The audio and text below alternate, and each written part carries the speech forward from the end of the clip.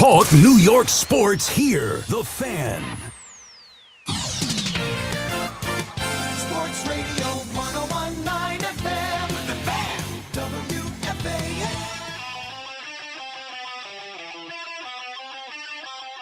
It's the Pete Hoffman Show on WFAN. We are one more sleep till Game 5 of the NBA Finals, and the New York Knicks are one win away from being champions and bringing a title back to New York.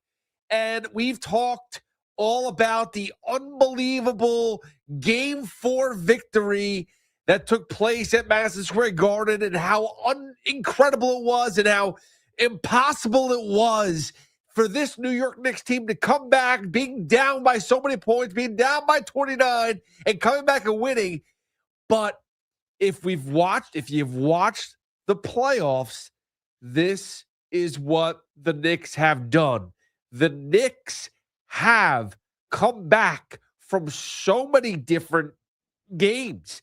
Think about the Cleveland game, Cleveland Cavaliers, Game 1 of the Eastern Conference Finals. We all felt like the Knicks were going to be sloppy. We all felt that that was the game the Cavaliers were going to steal. They did steal it. They had that game won, and the New York Knicks went on a run in the fourth quarter to take the win, to take the victory, and go on again on this continuously crazy streak, dominant streak, get them to the NBA Finals, and then in an amazing Game 4, the same scenario happened. And you can sit there and blame the San Antonio Spurs and sit there and blame the coaching and sit there and blame Wemby and anybody for shooting threes and missing shots. Listen, the whole first half, the Spurs couldn't miss a shot. They were unbelievable. But the Knicks kept playing hard. They never stopped. And that's what, if there was one term to describe the New York Knicks, it would be cold-blooded. That is the term I would, like, we watched OG in the presser after a game-winning tip-in, which was impossible. I mean, we watched the review so many times, now we understand. Like, I mean, there was a pass there. There were so many different things that they could have done. Okay, fine. Yeah, it wasn't impossible because the Spurs left it wide open to get to the ball. They got Wemby out of there, so he wasn't clogging up the rim. I mean, everything went perfect. And one of the craziest game-winning baskets of all time, and you talk to OG and you hear him after the game, that's cool. It is what it is. This New York Knicks team is so focused, so cold-blooded. It is unbelievable, and that's why they're winning. It's the veteran presence. It's the fact that they have so much talent. And I've heard so many people talk about how this Knicks team, it's a lot of guys that rejects from other teams and it's an island of misfit toys that just got put together. No, Karl Anthony Towns is a great player, one of the best NBA players in the league, which is why he always gets criticized by every single analyst out there, because he is so highly respected. There is so much expectation out of him. Maybe he's underperformed, but he is. And they act like he's one of the best players in the league. Same thing with Jalen Brunson. Jalen Brunson came from Dallas. We saw how good him and Luka were together. We heard Luka talk about how good he was. They got to the finals. OG may not have had an impact on the Toronto Raptors run as much, but he had the experience and they got a ring. Mikal Bridges was traded for $5 Draft picks. So don't tell me, and this is the thing, I don't want to downplay this team whatsoever. I'm not trying to sit there and say, oh, the expectations were through the roof. No. It's like, don't take away from how good they are. Don't take away from this team and say, well, they're just really good together. Separately, they're never going to be great. No, they are all great. This core of the New York Knicks has always been great. They just needed time to gel. And the reality is, we never gave them time. We expected last year for them to work miracles. And it took, them losing in the Eastern Conference Finals for us to be like, I'll fire Tom Thibodeau. You got to trade Cat. Where you bring in Giannis. Got to do something with this team because this team is not good. We'd much rather have DiVincenzo and Julius Randle over Cat, blah, blah, blah, blah, blah. Right now, I don't want anything different. This is the team that got us to Game 5 of the NBA Finals with the 3-1 lead. And this New York Knicks team has been phenomenal. And we were all wrong. There's not one person that sat here and said that Jalen Brunson was the best move of all time. I was on the air when Karl Anthony Towns was traded for DiVincenzo and Julius Randle, and all I heard were people complaining. What a terrible move. How could you give up DiVincenzo? Way too much. Way too much. Think now, is it way too much? Did they get it right? I don't know. No offense. And I love DiVincenzo and I love Julius Randle, but I'm pretty sure the Knicks are playing the Spurs and not the Timberwolves. Pretty sure the Timberwolves did not get to the Western Conference Finals. Pretty sure that happened. And I know that they had their injuries. DiVincenzo got hurt. Edwards got injured too. So I get all that. But regardless, Timberwolves didn't get as far as the Knicks. The Knicks have Cat. The Knicks have Jalen Brunson, Mikal Bridges, all of these talented players. They were always talented. So this should not be a shocker to anybody. This shouldn't be like, oh, all the Islander rejects. No. They were rejects because we didn't know who they were at the time. For some people. But the expectations were always there. Which, again, why Mikal Bridges gets traded for 5 first-round draft picks. He clearly is a talented player. You don't just give up 5 first-round draft picks for garbage. For a run-of-the-mill player. You don't do that. So the expectations were always there. But the fact is, the expectations are being met. And that's the most important thing. And the Knicks are 48 minutes away from being crowned champions. And they got 3 opportunities to do it. If it doesn't happen Saturday, they have Tuesday. If it doesn't happen Tuesday, they got Friday. Which nobody wants to go to Friday. But I'm sorry. The Knicks have to win 1 of 3. The Spurs have to win 3 of 3. I'm taking the Knicks all day. And I am not apologizing to say the Knicks are going to be champions. And that New York is going to have a title again for the first time since 2012. No offense to the Liberty. No offense to NYFCFC or whatever they're called. But for the major teams in New York, this is the first time we have a championship since 2012. Don't screw it up, but I don't think it's going to happen. 888-808-1019. Pete Hoffman with you on the Fan till 2. Then Daniel McCartan takes over. 888-808-1019. Let's get to these phone calls. Listen, there's a lot to get into. There was a Yankee game. We all know that just took place. We all heard the post game. Not the best day for Ryan Weathers. Basically blew up in his face in the first 2 innings, and the rest is history. They did fight back a little bit, but by that point in time, 5-run deficit in the first 2 innings is difficult. And like some people have said, this is their World Series, the Blue Jays World Series, right? Every time they face the Yankees, it's their World Series. Well, whatever.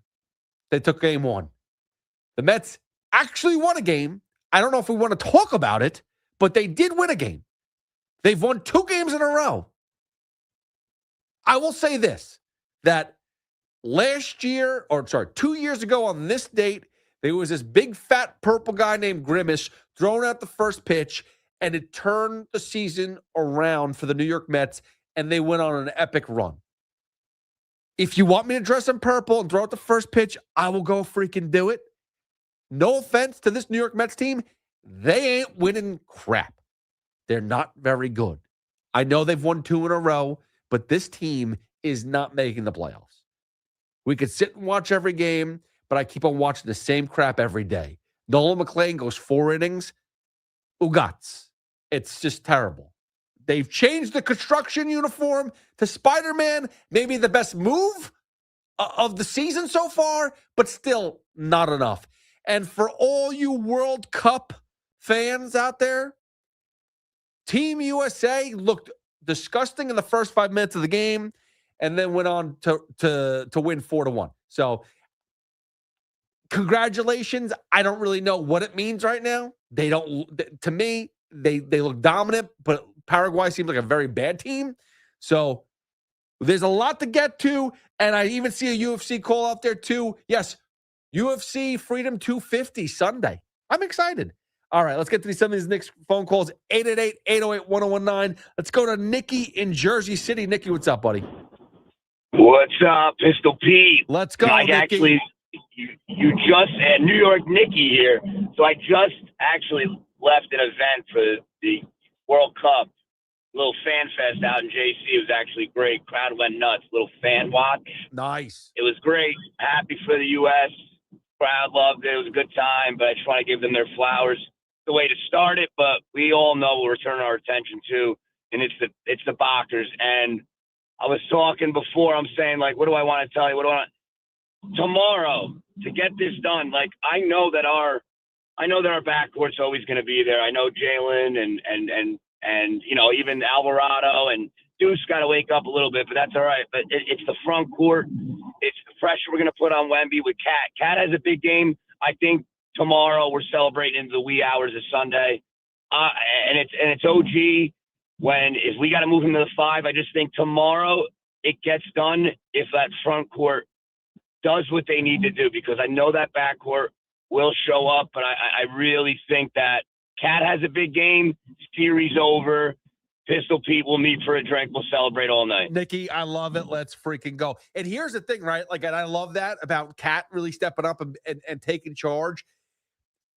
We've seen in the closeout games this season, Jalen Brunson not needing to play the fourth quarter at all. Like 3 games, fourth quarter, 0 minutes. Is that going to happen again tomorrow night? In order for that to happen, they have to start hot. They have to come out on fire. And so far, every game versus Spurs, they have been so flat. I mean, now, don't get me wrong. The refs had something to do with it. The fact that Cat had to be on the bench within the first minute of the game gets 2 fouls because they had to reverse a call, which was BS. Yeah, that hurts a lot. But still, you can't go down 12-2 in the first couple of minutes of the game. You can't be down by 10 points. You can't do it. I want to see the Knicks that outscored teams by 30, 40, 50 points. That's what I want to see. I want to see a rout. I'm sorry. I want tomorrow night to be an entire celebration. I don't want to sit there and pull hair out of my head. I don't have that much anymore, okay? I need as much as possible. So let's keep this a route. Let's get hot quick. Let's get the 3 points, getting early and often, and play tight defense where you don't allow the Spurs to be hitting the way they were, because they were on fire the first half of the game. And then the second half, they just started to fall apart and miss shots. Thank goodness. But the Knicks really have to start out with a little bit more tempo, a little better pace, and get a lead early and then just break away and be relentless and be that team that we saw close out the Hawks, close out the Sixers, and close out the Cavaliers. That's what I want to see. 888-808-1019. Matt is in North Haven. Matt, what's going on? Hey, what's going on, Pete? Hey, so I got to tell you, I want to talk about the master class that Brown put on coaching in that final possession with Jalen Brunson shooting that three with like 4 seconds left. It's genius. He pulled Wemby out, and there was no rebounders to be seen. I mean, with Wemby. So Matt, I just saw a replay, Matt, real quick before I'll let you continue. But I just saw a replay, and it looked like the Spurs came out and had no idea. It looked like it had a game plan, and then Brown came out with a different lineup, and the Spurs had no idea who they were covering, which is why Wemby was caught up top guarding Brunson. Had no idea who to cover. Castle was confused. The screen up top. Yeah, everyone was lost. Had no idea what they were doing. Harper had no idea, and that put the Knicks in a great spot, Matt, which allowed them, like you said, Wemby was nowhere near the ball. You just see Wemby and you see Fox going like, okay, we're screwed. And that was unbelievable. It was genius. Yeah. Yeah. It was genius. And Towns would have gotten the rebound and put it back if OG didn't get that tip in. Yeah. He was right there. Yeah, he was right there. But OG beat everybody. Yeah, and you know what happens too is if they don't, worst case scenario, the Spurs get the rebound. Now you get foul, and now they're at the line with however many seconds left. You still have a shot. I know, but I will say this much. Matt, thanks so much for the phone call. I do give credit to OG for getting to the rebound, and people give Jalen a lot of credit for getting that shot off. Don't get me wrong. Wemby was in his face. He had to get it over Wemby, so I get it. Like, it's tough to get that shot off and get it over Wemby. I mean, you've seen Alvarado take shots, and you're just like, how the hell do you get that ball over that reach? But that being said, I hated the shot. Like, I'm like, that it felt rushed. It felt short, which it was. I get why he rushed it. I wish they could have set something else up. By the way, if you called a timeout at like 10 seconds when you first got the rebound and don't let Jose Alvarado almost dribble in a backcourt violation, maybe you had more time to set up a better shot. But at the end of the day, you want to know what? Who cares? They won. They won. They pulled that out of their butts, and they won. And that is all that matters. 888-808-1019. Let's go to Leary in Bergenfield. What's up, Leary? Welcome to the fan. Hey, what's up, Pete? How are you, man? Really excited about the Knicks.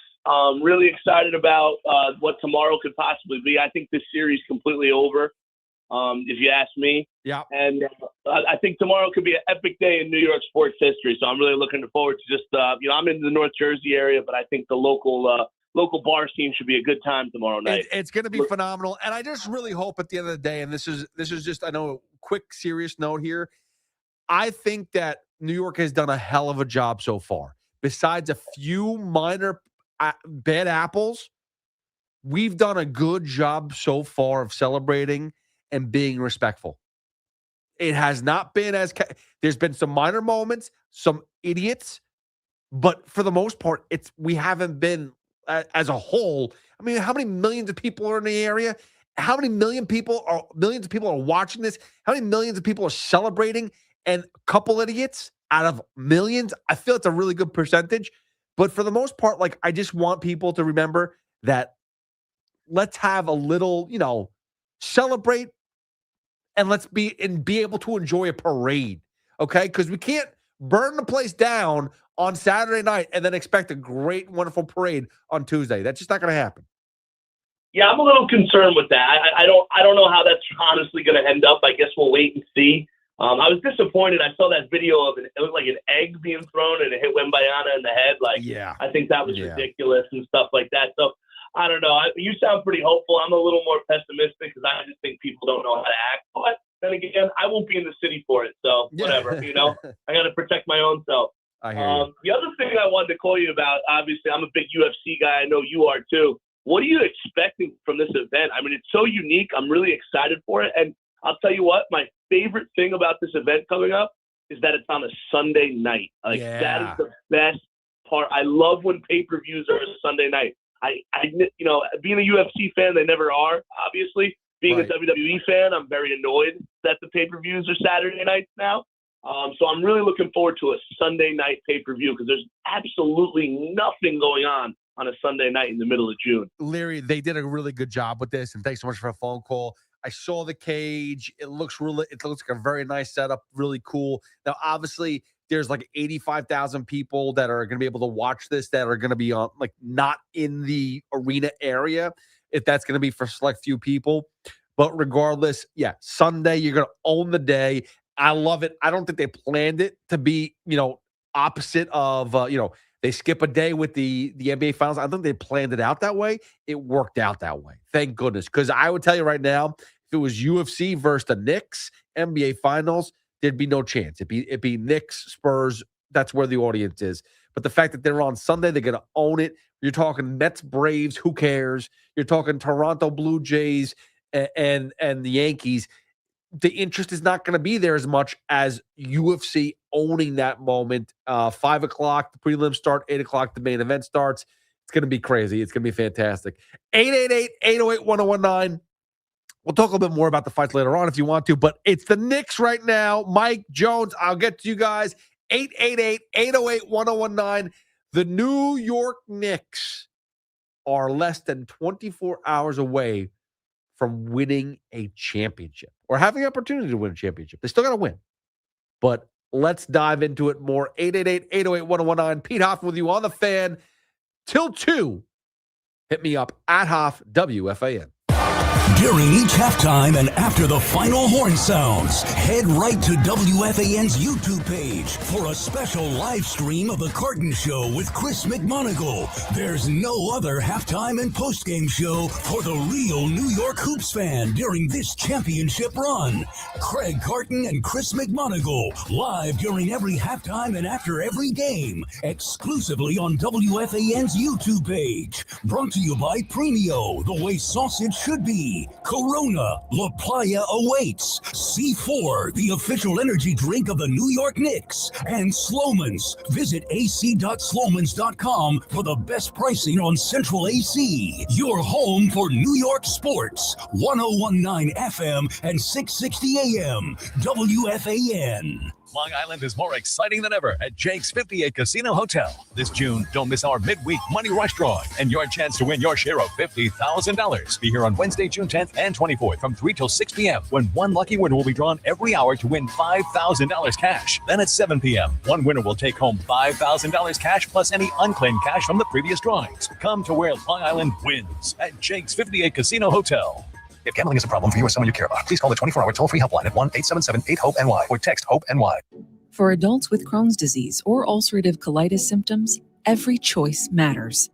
Tremfya offers self-injection or intravenous infusion from the start.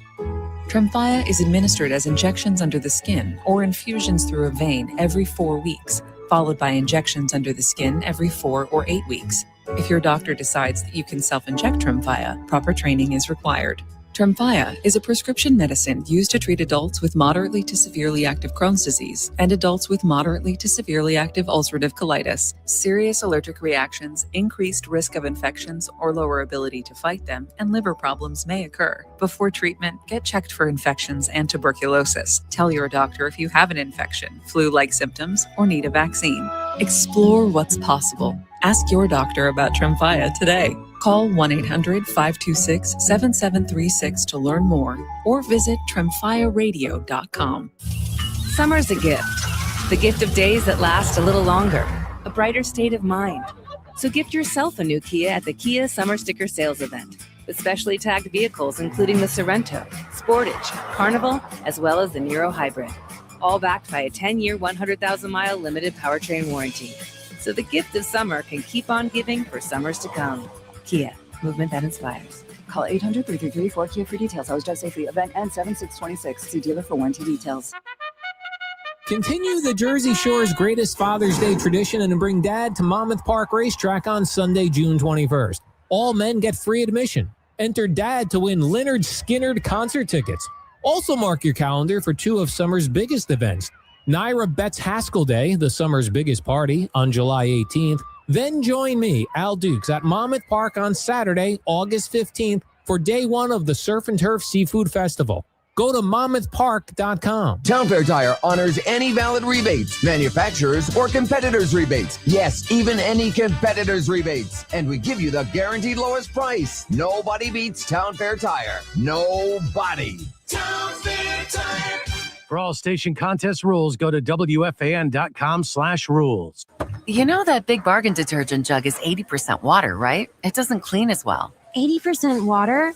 I thought I was getting a better deal because it's so big. If you want a better clean, Tide Pods are only 12% water. The rest is pure, concentrated cleaning ingredients. Oh, let me make an announcement. Attention shoppers, if you want a real deal, try Tide Pods. Stop paying for watered-down detergents. Pay for clean. If it's got to be clean, it's got to be Tide Pods. Water content based on the leading bargain liquid detergent. My name is Whitney Allen, and I'm a widow. My husband, Ryan, died. We never thought we'd ever have to use life insurance, but the unexpected happened. With Ethos, signing up was fast and 100% online. You can get a quote in seconds, apply in minutes, and get same-day coverage. No medical exams, and you can get up to $3 million worth of coverage. I'm grateful we were prepared. Get your free quote at ethos.com/radio. That's ethos.com/radio. Paid spokesperson. Time spent on application may vary. Online health questions required.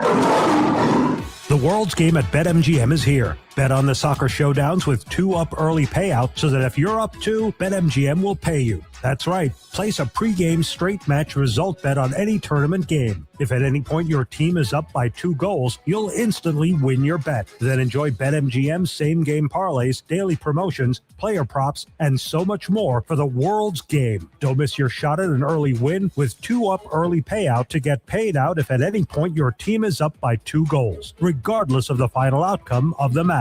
Make it a tournament to remember with BetMGM. BetMGM and GameSense remind you to play responsibly. Gambling problem? Call 877-8-HOPE-NY or text HOPE-NY 467-369. For New Jersey, call 1-800-GAMBLER. See BetMGM.com for terms. 21 plus years of age or older to wager and physically present in New York and New Jersey only. New and existing customer offer. Subject to eligibility requirements. Additional terms and restrictions may apply.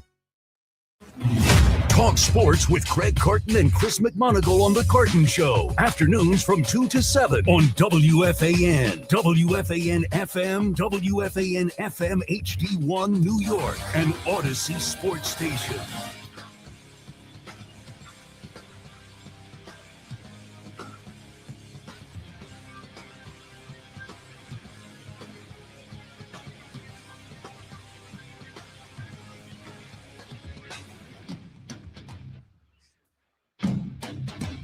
Bam!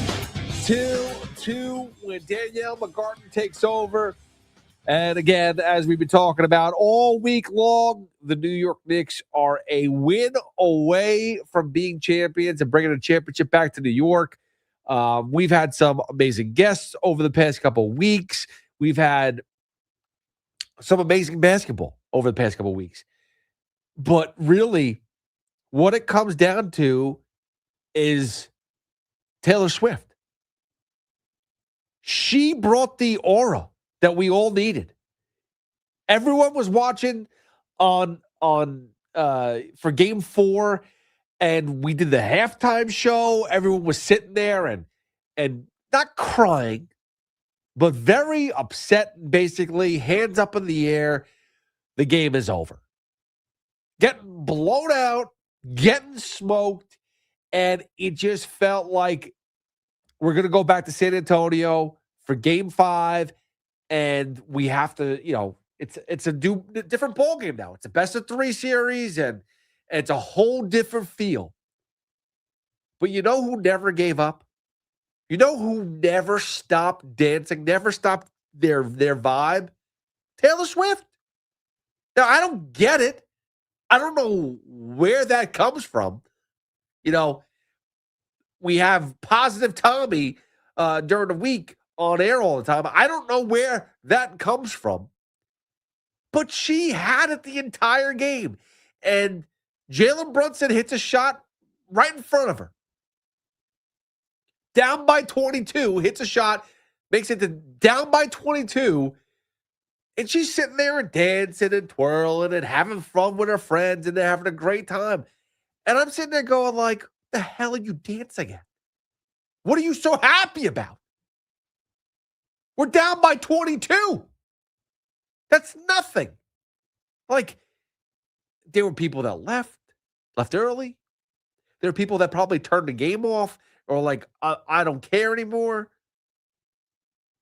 And yet, she never gave up.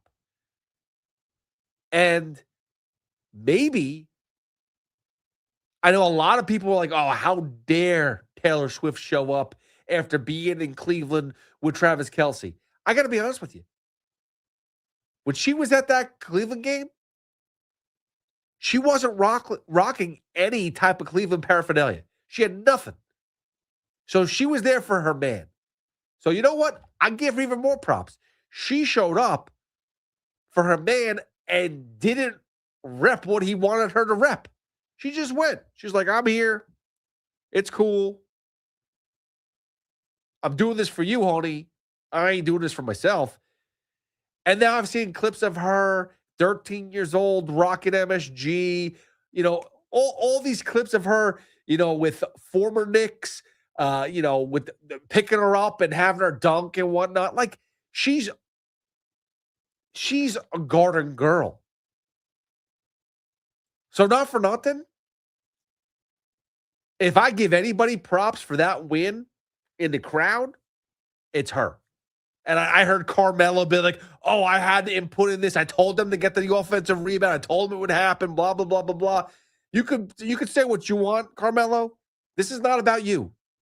This is not, Carmelo, you had your run.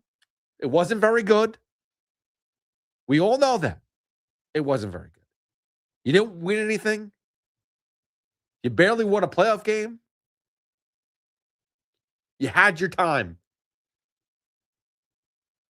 This was Taylor Swift. She was the key to a victory. If there's anybody in the crowd, it was Taylor Swift.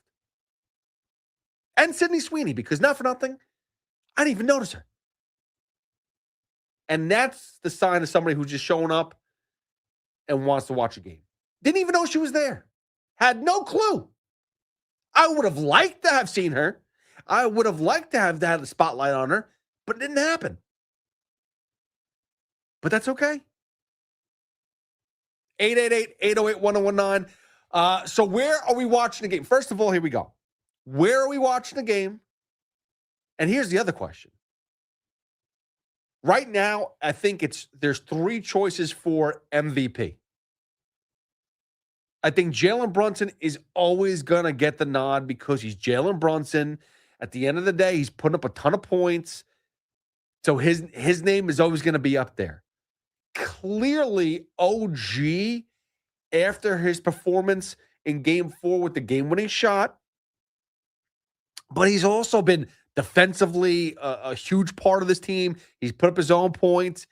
He's like I said, stone cold, cold-blooded, all that. He's been a huge part of this. But then I think Karl-Anthony Towns.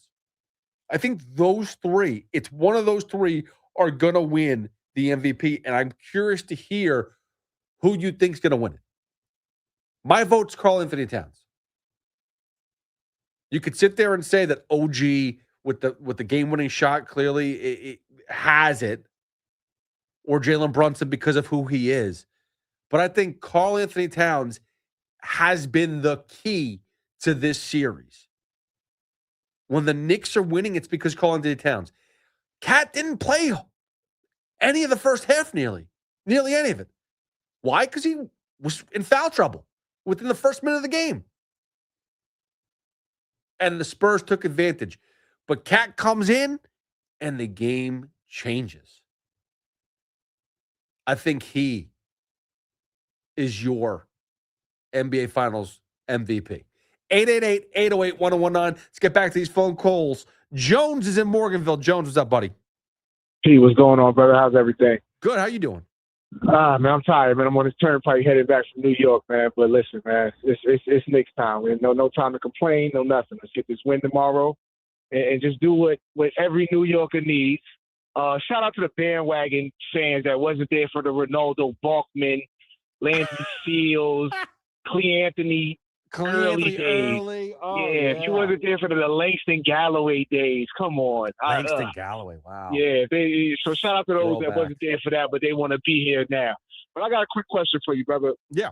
Since the NBA is such a copycat league, after we win tomorrow, do you think the Knicks have set a new blueprint of going and getting guys who are established college players, no one and done? They played a few years, actually won or competed heavily to win in college, and now that translates over to the NBA. Do you think that's going to be a new way to start building teams? Because I feel like this one chip and then the next year another chip. It's so many flip-flopping teams. Somebody's great today, tomorrow they're not.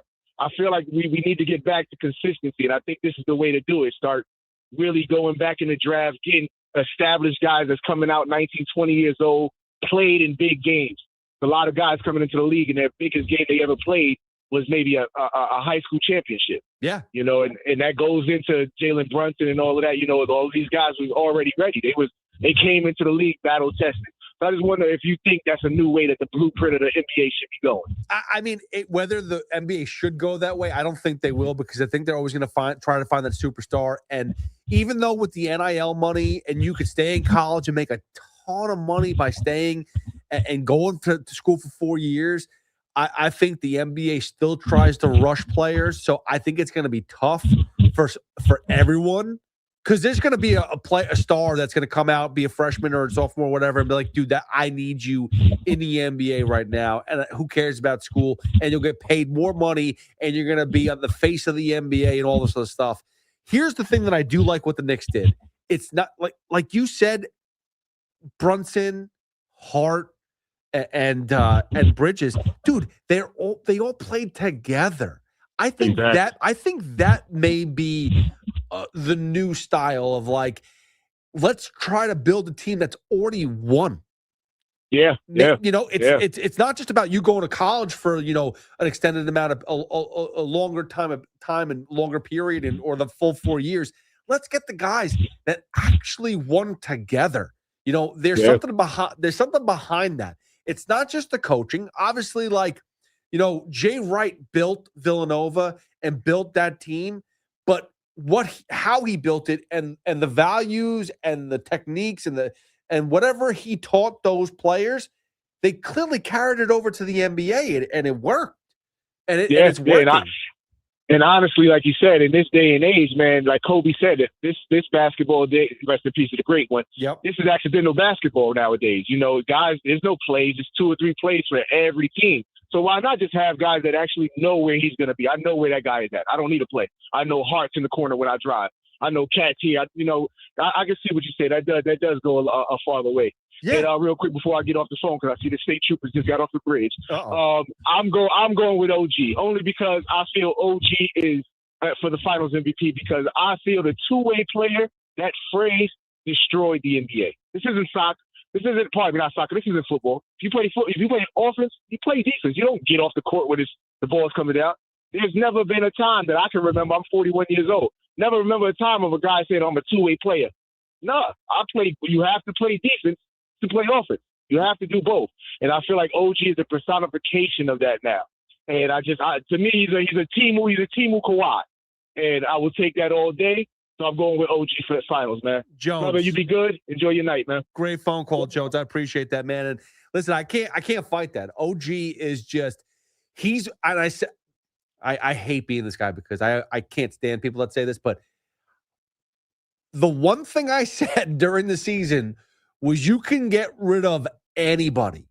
You could blow up if the Knicks didn't go on a run this playoffs and they failed and they were going to blow up this team. I said the one guy you can't get rid of is OG Anunoby. He's the one player, and I'm not really sure if it's his attitude, if his his cold blood killer type of vibe that he gives off at times.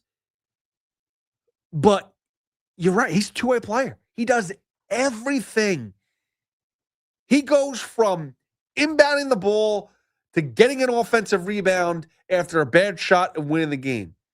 Before that, he's, it would end up being a foul that they say the 2 minutes, the review. But regardless, there's a breakaway. Fox has all day, but OG is right there to prevent an easy basket and put the Spurs up by 3. Like, he does everything you can ask for and more. You've got to love what OG does. Like, if there's a player that you want, like, we all sit there and say, oh, Jalen Brunson, you want to watch him, the way he scores, the way he, but it's very ISO. It's still very, like, at times Carmelo Anthony, where it's like, oh, it gets me nervous. It's ISO with Brunson, and you like that, and you trust that he's got that final shot in him, that he's going to score. But OG's different. He's just the perfect team player, role player, whatever it is you want to call. He is that knight in shining armor. At the end of the day, he's got your back. He doesn't need to be in the spotlight, but he's got your back. He may be the most valuable player on this team. He's definitely the one player that can't go anywhere. That's for sure. 888-808-1019. Let's go to Kevin and Copog. Kevin, what's up, buddy? Hey, Pete, what's up, man? I'm good. What's going on? How you doing? Dude, I'm thinking like a GM. I'm so ruthless. I love Karl Anthony Towns. This guy has been big time, but this alien I see invading New York, we got to trade my guy Cat. He's a legend in New York. We need Giannis. We got to get KP here. This alien is real, man. Giannis and KP, OG next year. What are you talking about? What are you Kevin, the Knicks are a game away from being champions. And you're talking about next year, and you're talking about trading people, and you're talking about building a different team. What are you talking about? No, Pete, I love that. We're going to win the championship, man. I'm talking about a repeat. I think Giannis, Karl Anthony Towns, you trade him for Giannis. That was discussed. And then this guy, this alien is real, man. He's 7'5". He's going to get bigger. He's going to go with the monks. Kevin, I can't do that right now, dude. I can't sit there and start talking about next year. I can't do that. I can't think about going and get Wemby, which, by the way, is ridiculous. We're not getting Wemby, nor do I want him. He's the villain right now, dude. He is public enemy number one, and we got his number, and I love that.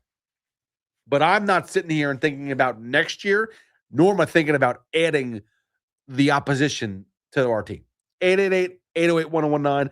Socrates, Staten Island. What's up, buddy?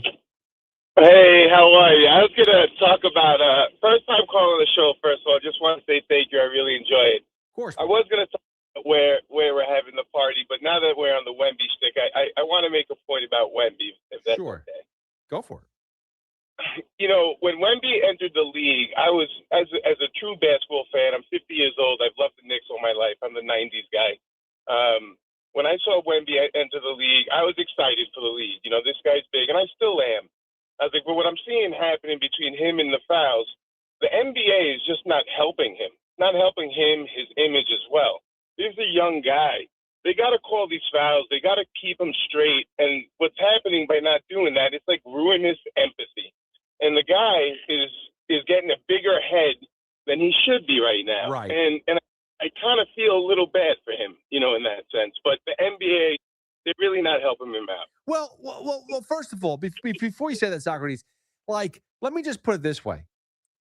You have to have a big ego. You have to have the killer mentality to play in a sport like basketball, and to play in the NBA, you have to have that mindset of I am the best. Like, you can't go in there and be like, these guys are all better than me, and I got to learn the ropes first to do. No, he has the right mindset. Like, you can't teach that.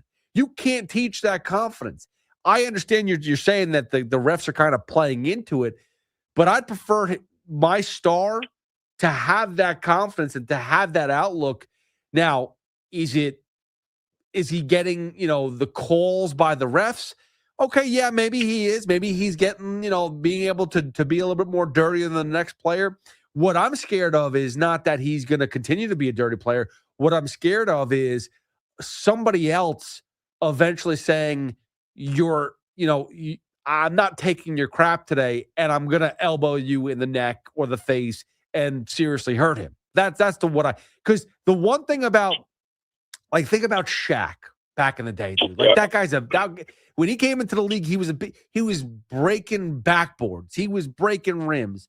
You talk about some of these other bigger players in the league that just own the court.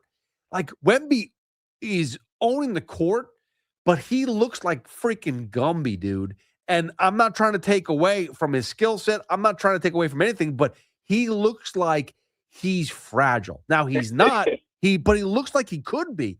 And all it's going to take is one dude. Like, imagine Draymond Green against him and be like, dude, I'm sick of this. I don't really want to play against you. Like, you're being, the way that they're jockeying for position, between Wemby and Mitchell Robinson or Wemby and Cat, like, they're jockeying for position. And a lot of time Wemby's on the floor. Why? Because his body just is so lanky and so weird, and his balance is a little bit off. Like, it just happens. We all saw the play that OG, even though in the end of the day, he didn't step on the back of OG's foot, but Wemby's sitting there and, like, galloping like a baby deer, trying to figure out where his next footing is going to be. And it looked like he was going at the back of OG's leg.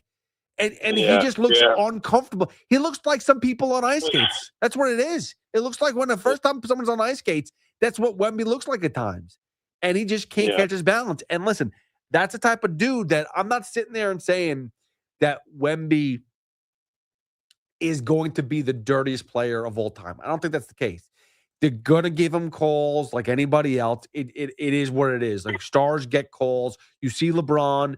You see the best player, Giannis. You see the best players in the league get calls. He's going to be like that. I think eventually he's not going to be as dirty because other guys are just going to go at him. Yeah, no, and I really hope so. I agree with you about the killer instinct. I played and coached my whole life, so I understand that part. It's just that dirty stuff, really, like the Brunson head push, even Shaq, I don't think we would ever saw him do that, behind the ref's back. So he needs to kind of straighten out that dirty stuff, and I hope he does. And I also hope he puts another 20 pounds on and becomes the beast he really can be. Yeah. But until then, I just feel like the NBA is not helping him in that sense. But I agree. I agree with all your points. Well, listen, I appreciate this, Socrates. Not many people do agree with me ever. 888-808-1019. Let's go to Richard in Staten Island. Richard, what's up? How we doing? Hey, how you doing? So it speaks volumes about who the MVP should be when you have three guys that are really neck and neck. So I mean, talk about a true team. Yeah. But I would probably go with you with Towns, but it's close, and the fourth game could really go in favor of anybody else should they win it. But I would like to say one thing. You mentioned a villain. The real villain of this whole NBA championships are the fans that are mistreating the Spurs fan and beat that kid up. And yeah, I'd really like to see the Knicks organization put out public service messages. I'd like to see the players, even though they're doing this, because that's more important. And I certainly would like to see all these celebrities who comment on everything else take an opportunity. It's something everybody could agree on, every decent person, that what's going on with the Knicks fans, destroying things and assaulting people because they're wearing a Spurs jersey. It's an absolute disgrace, and I don't think we're talking about that enough. Go Knicks, win the thing, but let's keep everybody safe in doing so. Good That's call. all. Thank you. Good Thank call, you. Richard. I appreciate that. And listen, I don't think it's a lot of people, and I don't even know if those people that are really wrecking house are Knicks fans. It's like anything else, man. All it takes is one idiot to be like, oh, people are celebrating. Let's just F stuff up. Screw it. And it doesn't have to be a real Knicks fan. It's just somebody that just wants to be an idiot. So I would say this. If you're out celebrating, all for it. Let's go. Have a good time. If you see something, I would say something because, listen, and I know you get caught up in it, and you're having fun, and you're in the moment. But we all know the difference between doing damage to somebody or something and having a good time. Let's have a good time. Let's enjoy ourselves. Because here's the thing is, right? We're going to celebrate whether it's tomorrow night, whether it's Tuesday night, whether it's Friday night. We're celebrating a championship. But we want to have a parade too. In order to have a parade, we need a city that's going to allow us to celebrate. I mean, we had this whole thing. We had James Dolan in studio basically saying that the mayor stopped the whole party at MSG and basically said we're only allowing 1,000 people at Madison Square Garden. You know, like, if we want this to be big and bigger and have a parade down the Canyon of Heroes, we got to be civil. We got to be smart. But again, we're never going to, I could say that until I'm blue in the face. We're never going to control everybody. There's going to be an idiot or two, and you just got to hope that it's not a lot of chaos. And if the people do see it, they point it out to the cops, and we just move on with it as soon as possible, because the last thing we need is I want to be able to celebrate like a normal person. I want to be able to enjoy it. That's the only reason why I wouldn't want to go to a parade is because I don't want chaos. I don't want to deal with that stuff. I want to be able to celebrate the team. I want to celebrate with fans. But I don't want to deal with nonsense. 888-808-1019. A lot to get to. Little time to do it in. 888-808-1019. It's Pete Hoffman with you on the Fan till 2. Hit me up at Hoff WFAN. The Yankees need another win playing the Jays to keep up with the Rays. 3:07 today. First pitch swung on, deep drive. Susan Waldman and Dave Sims call all the action. The home of Yankees baseball is The Fan. 101.9 FM, 660 AM, and always available en Espanol with Ricky Ricardo on the Odyssey app. Playing in a lottery pool is a fun way to bring an office or friend group together. But to keep the positivity going, you should create some pool rules. Have a pool leader, know who's involved, and make copies of your tickets. For more tips, visit the New Jersey Lottery's website at njlottery.com/pool rules. With over 90 years of combined legal experience representing the law enforcement community, Decolator Cohen & DeCrisco, LLP, continues to strive to educate police officers of their civil rights to sue in line-of-duty accident cases. The 2026 Police Officers' Right to Sue newsletter can be viewed on policeofficersrighttosue.com and provides successful results in varying line-of-duty accident cases. These results include damages recovered from RMP accidents involving the City of New York and civilian motorists, station house defects, ricochet injuries from the range, private premises slip and falls, sidewalk slip and falls, construction defects, snow and ice cases, and injuries emanating from defective RMPs. In any LOD accident, it is important for the officer to take photographs of any defects, injuries, or damage. It is also essential to draft the line-of-duty report and detail the cause of the accident in the paperwork. Remember, there's a 90-day time limitation to file a claim against a municipality. If any law enforcement member has a question regarding a potential lawsuit, contact Decolator Cohen & DeCrisco, LLP at policeofficersrighttosue.com or call 1-800-901-1529. Looking for the lowest price on name brand tires? Get to Town Fair Tire and get the guaranteed lowest price on any name brand tire. Nobody beats a Town Fair Tire deal. Nobody. Name brands at discount prices. Town Fair Tire. Ben Rice and Ben's Original Rice is a partnership written in the stars, a natural fit that was too good not to celebrate. All season long, Ben Rice and Ben's Original, in partnership with No Kid Hungry, are helping combat childhood hunger across the country by providing meals and support to kids in need. Ben's Original will be contributing 22,000 meals for kids facing food insecurity. The number reflects Rice's number 22 jersey each time Rice makes a big play this season.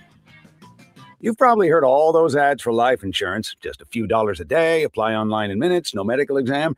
Simple, easy, and cheap, right? Now you're thinking, maybe I should get a quote. Well, smart thinking. Everyone should have life insurance. But here's what they don't tell you. Those few dollars a day rates, they're for young people in perfect health.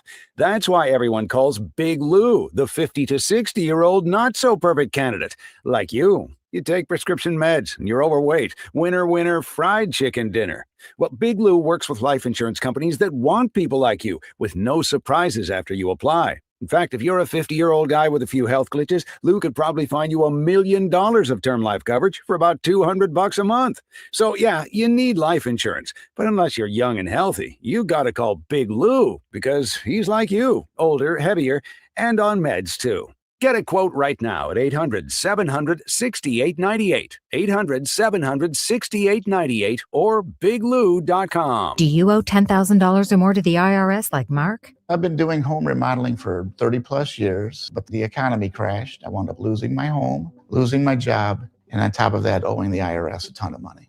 I owed the IRS $114,000. It really, truly was the worst part of my life. Then Mark found tax relief advocates. On news radio, I heard about TRA, and I thought, what's the worst that could happen? So I picked up the phone and I called them. When it was all said and done, TRA settled my $114,000 debt for $100, and I'm telling you, I was ecstatic. Could not believe it. Would recommend TRA to anyone. If you owe 10 or even hundreds of thousands of dollars to the IRS, don't lose hope. Do what Mark did and call TRA for a consultation. But TRA did. They gave me a second chance, and I'm forever grateful. Visit TRA.com or call 800-491-9914. 800-491-9914. That's 800-491-9914. This is attorney Alex Shulman of Shulman and Hill Injury Lawyers. From East New York to Bushwick, we are New York. When a car is sideswiped at Atlantic and Flatbush, we swipe back hard to protect your rights. Shulman and Hill has recovered more than $1 billion for our injured clients with no upfront fees. No one fights harder for New York. Every borough, every block. We are New York. Get a free case review. Search Shulman and Hill Injury Lawyers. Okay, girls, ready to go? Yeah! Mom, I'm hungry. Can I have a snack? Me too, Mommy. You want a snack? Yeah! Got it? Children learn from our behaviors. I can't open this. All right, hold on 1 second. Okay. Okay, here. Thank you. They learn what is okay from the adults they see. Mommy, are you on your phone? If you're a distracted driver, chances are they will be too. What kind of driver are you raising? Funded by the Governor's Traffic Safety Committee. Get connected with WFAN to talk about your favorite teams. The Fan on the Odyssey, iHeart, and TuneIn apps. Come on!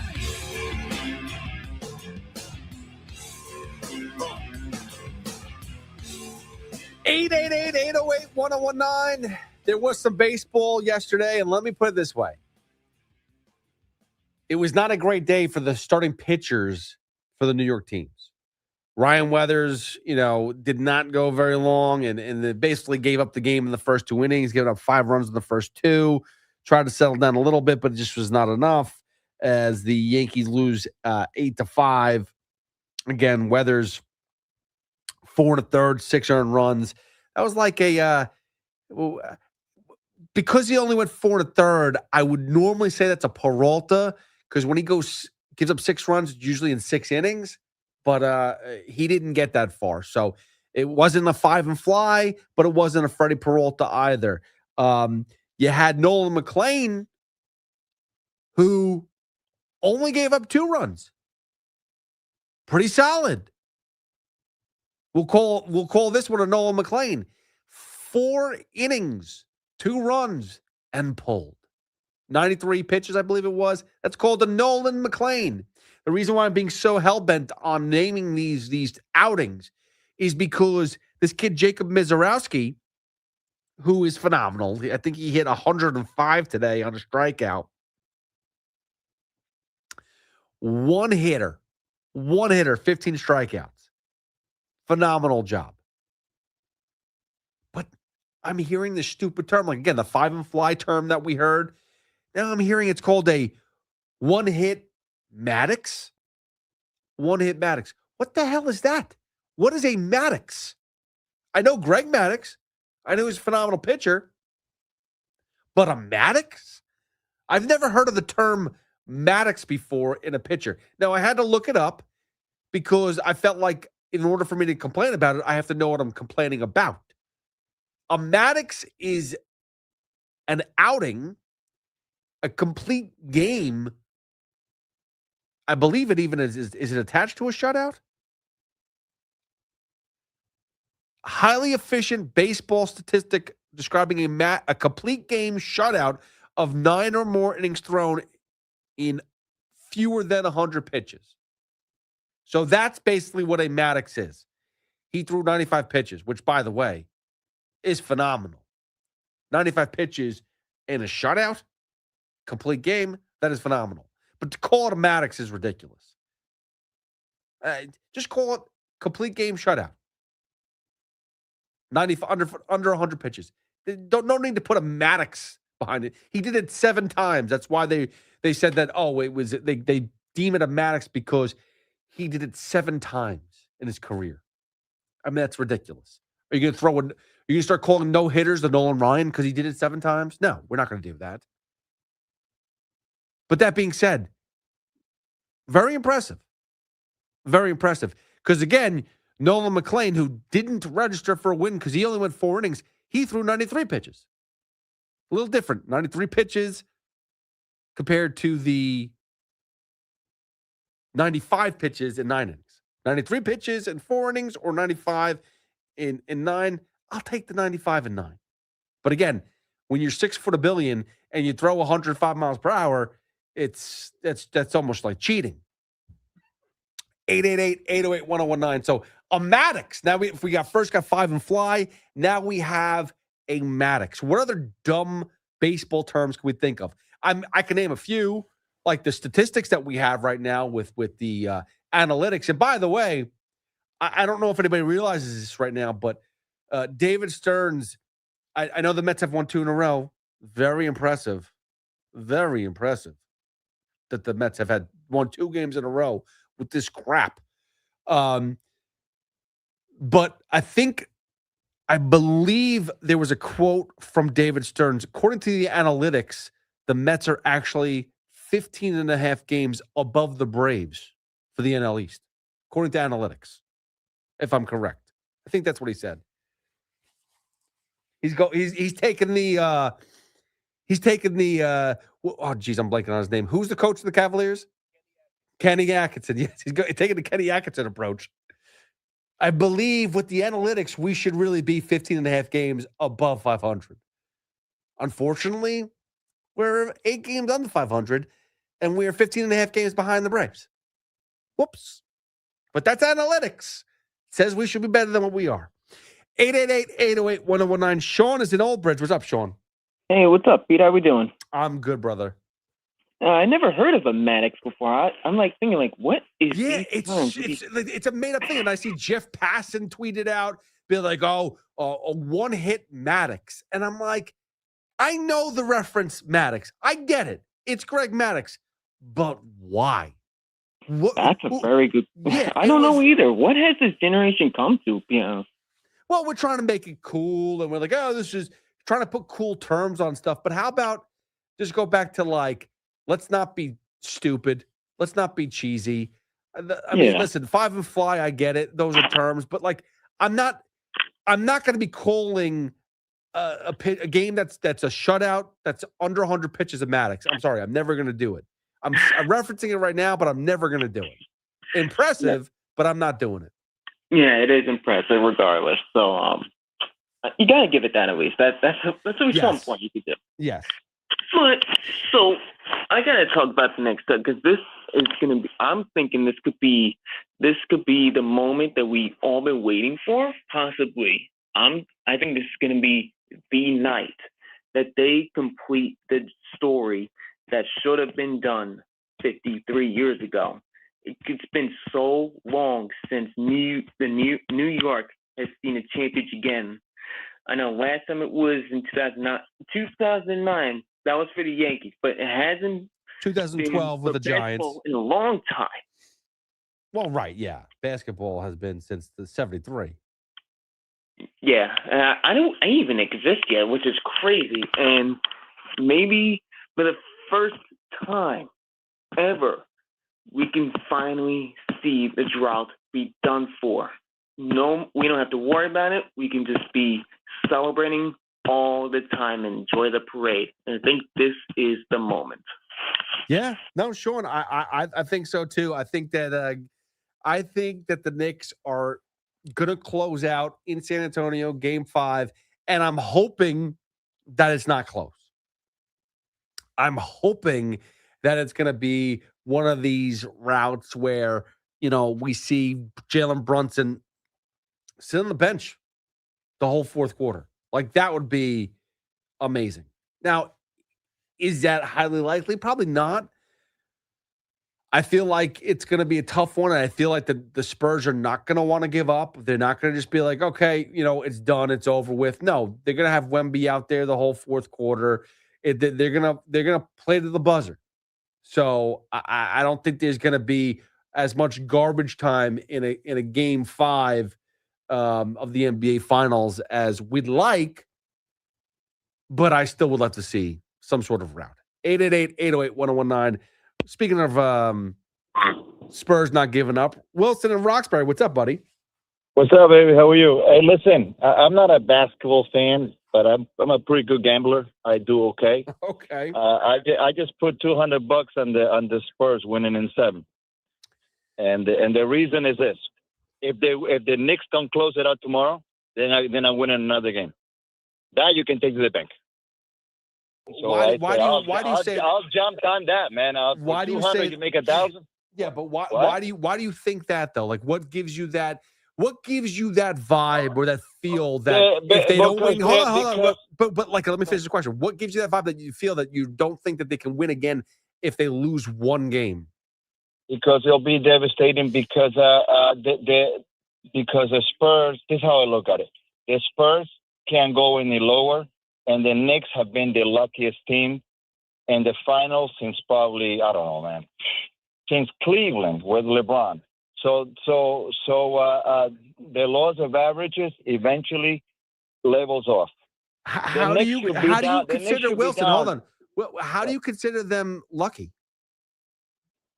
Oh, come on now. What do you mean? Come on now. Come on.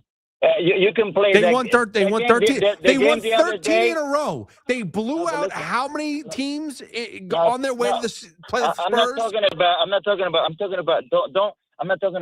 the play. I'm talking about the finals. Okay. The finals. So how are they lucky? You can play that game. They've won 3 out of 4 games so far. Right. But the last game, you can play that game 100 times. They lose 99.9. That game is it's Wilson. But how about this though? And you can't deny this, Wilson. And I appreciate the phone call. You want to sit there and say that, Game 4, you play that 99 out of 100 times. The Knicks are going to lose 99 of them, whatever it is. They did it versus Cleveland in Game 1 of the Eastern Conference Finals. Same situation at home. Down by 20-plus points. And they came back and won. And I'm sorry. This is not like it's different, though. The Spurs gave it to them. Or No.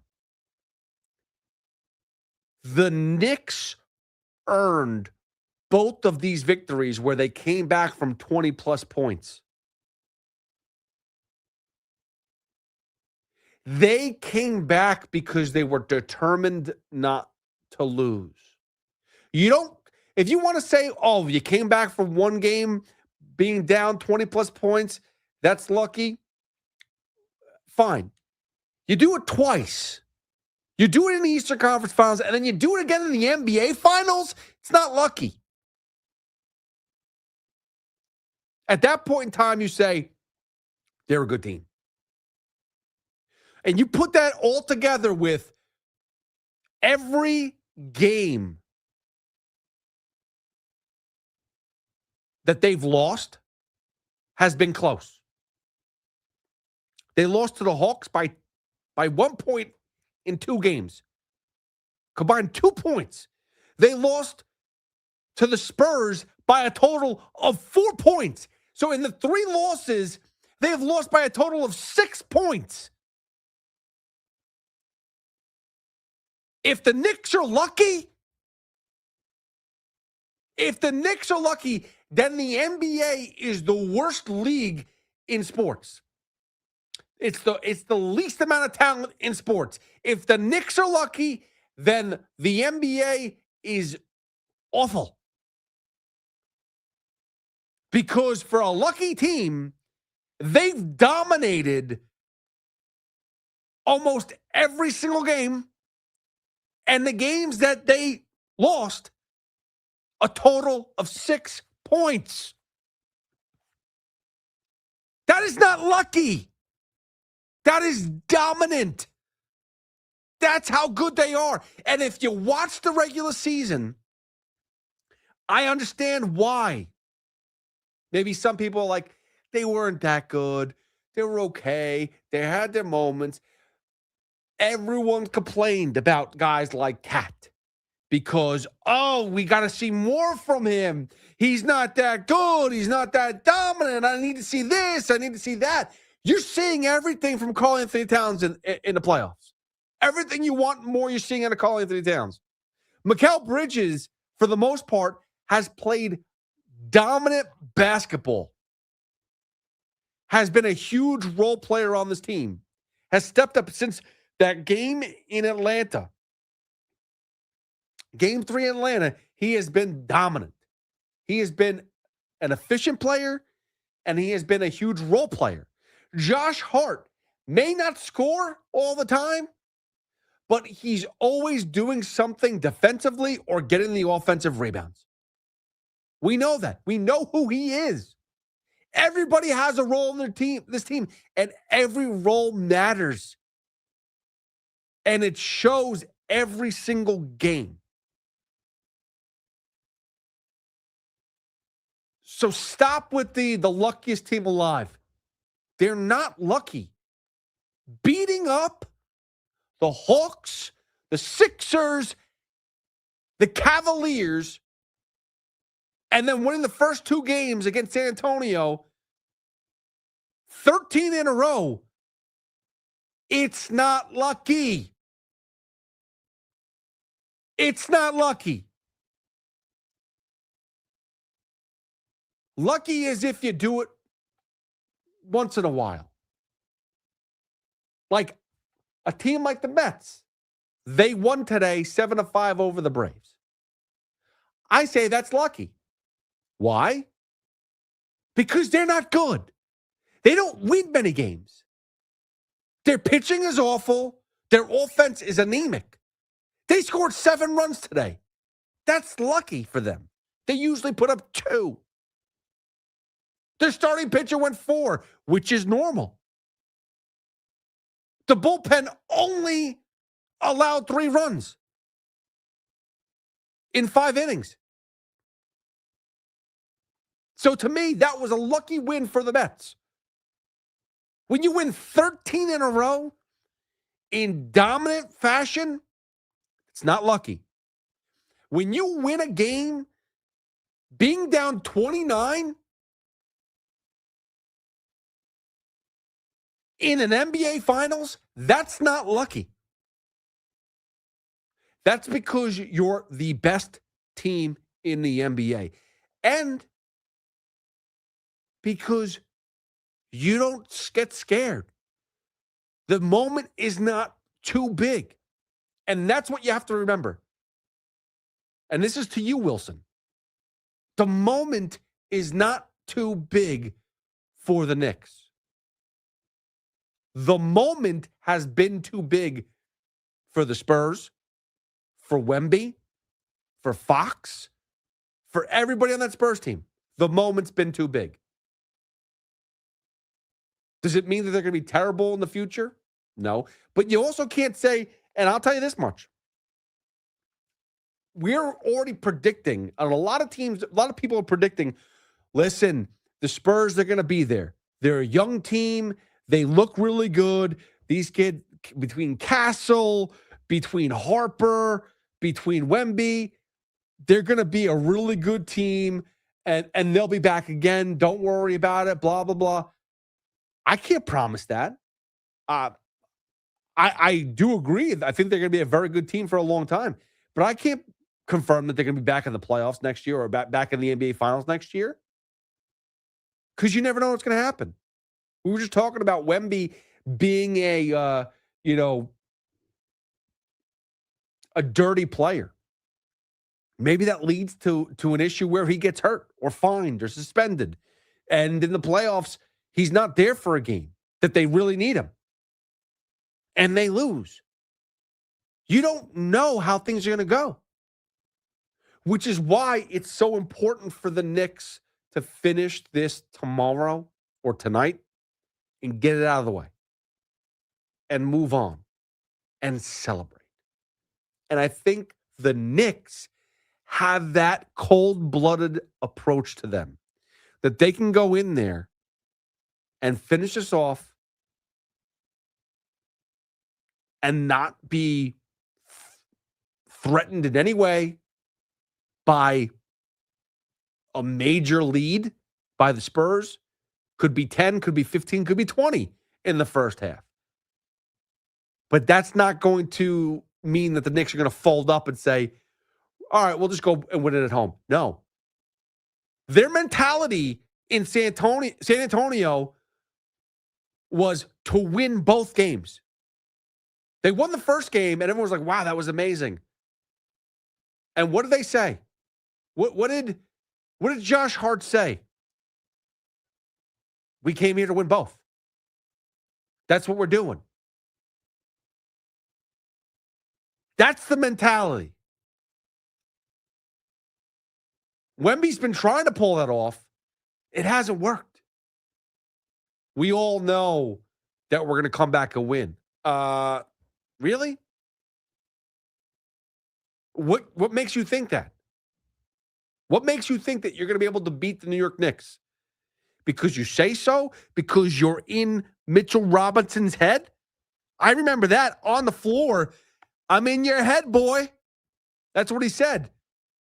Which I wish Mitchell Robinson would have kicked him in the face, personally speaking. He didn't. Ray's laughing over there. I wish he did. Like, that's, when I saw that, like, I wanted to kick the TV. I wanted to be like, dude, you're a douche. I can't wait for you to lose. I can't wait for that to be on a T-shirt as we celebrate going down the Canyon of Heroes in a parade, and people with the the trophy and whatnot, everyone's celebrating, but the picture of Victor Wembanyama pointing at his head and saying, I'm in your head, boy. And that's going to be a T-shirt. It's going to live in forever because we're in his head. That's what's going on. Couldn't hit free throws. Couldn't hit the game-winning shot in Game 2 last Friday. Who's in whose head? At the end of the day, the Knicks are the more composed team. They don't get rattled. 888-808-1019. Jimmy in Long Island. What's up, Jimmy? Jimmy! I thought Jimmy was there. I don't know where Jimmy went, but he's gone. 888-808-1019 is Pete Hoffman with you on the Fan. Till 2 when Danielle McCartan comes over. But listen, I am, when I look at this Knicks team, when I hear them talk, and I keep on saying this, and I feel it, like they're cold-blooded, bro. They're killers. Like they are They are not messing around. They're not, I mean, they're having fun. I know Josh Hart has some fun and Jalen Brunson has some fun, but they're not having fun at the moment. They're serious. They're taking this serious. This is not great experience, good opportunity. We'll see what happens. It's just nice to be here. No, the Spurs did that.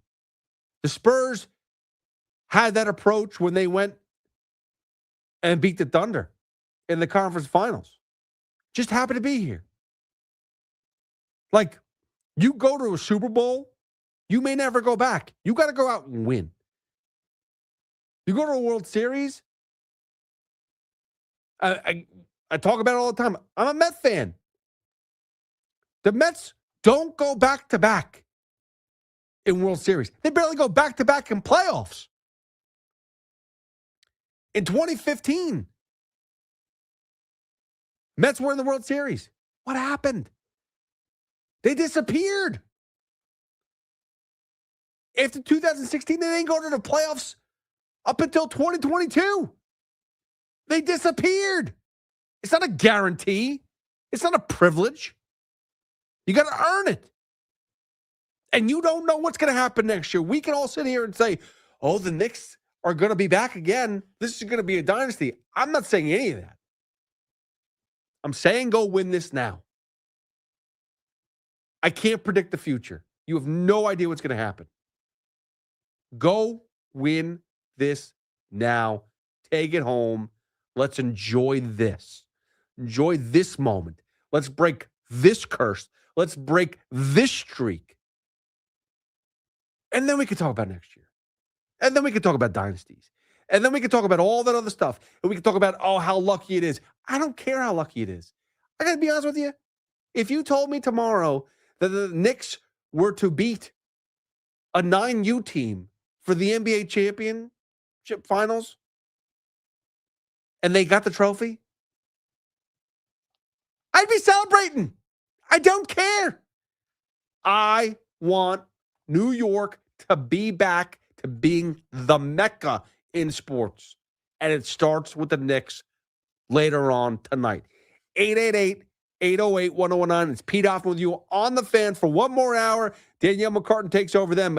Call right now, 888-808-1019. Pete Hoffman with you on the Fan till 2. Hit me up at Hoff, WFAN. It's Evan and Tiki middays on the Fan, 101.9 FM. They fought their way back, and they don't get flustered. They don't get quitty. They don't say, you know what, it's not our day. We'll get them tomorrow. That's not this Knicks team.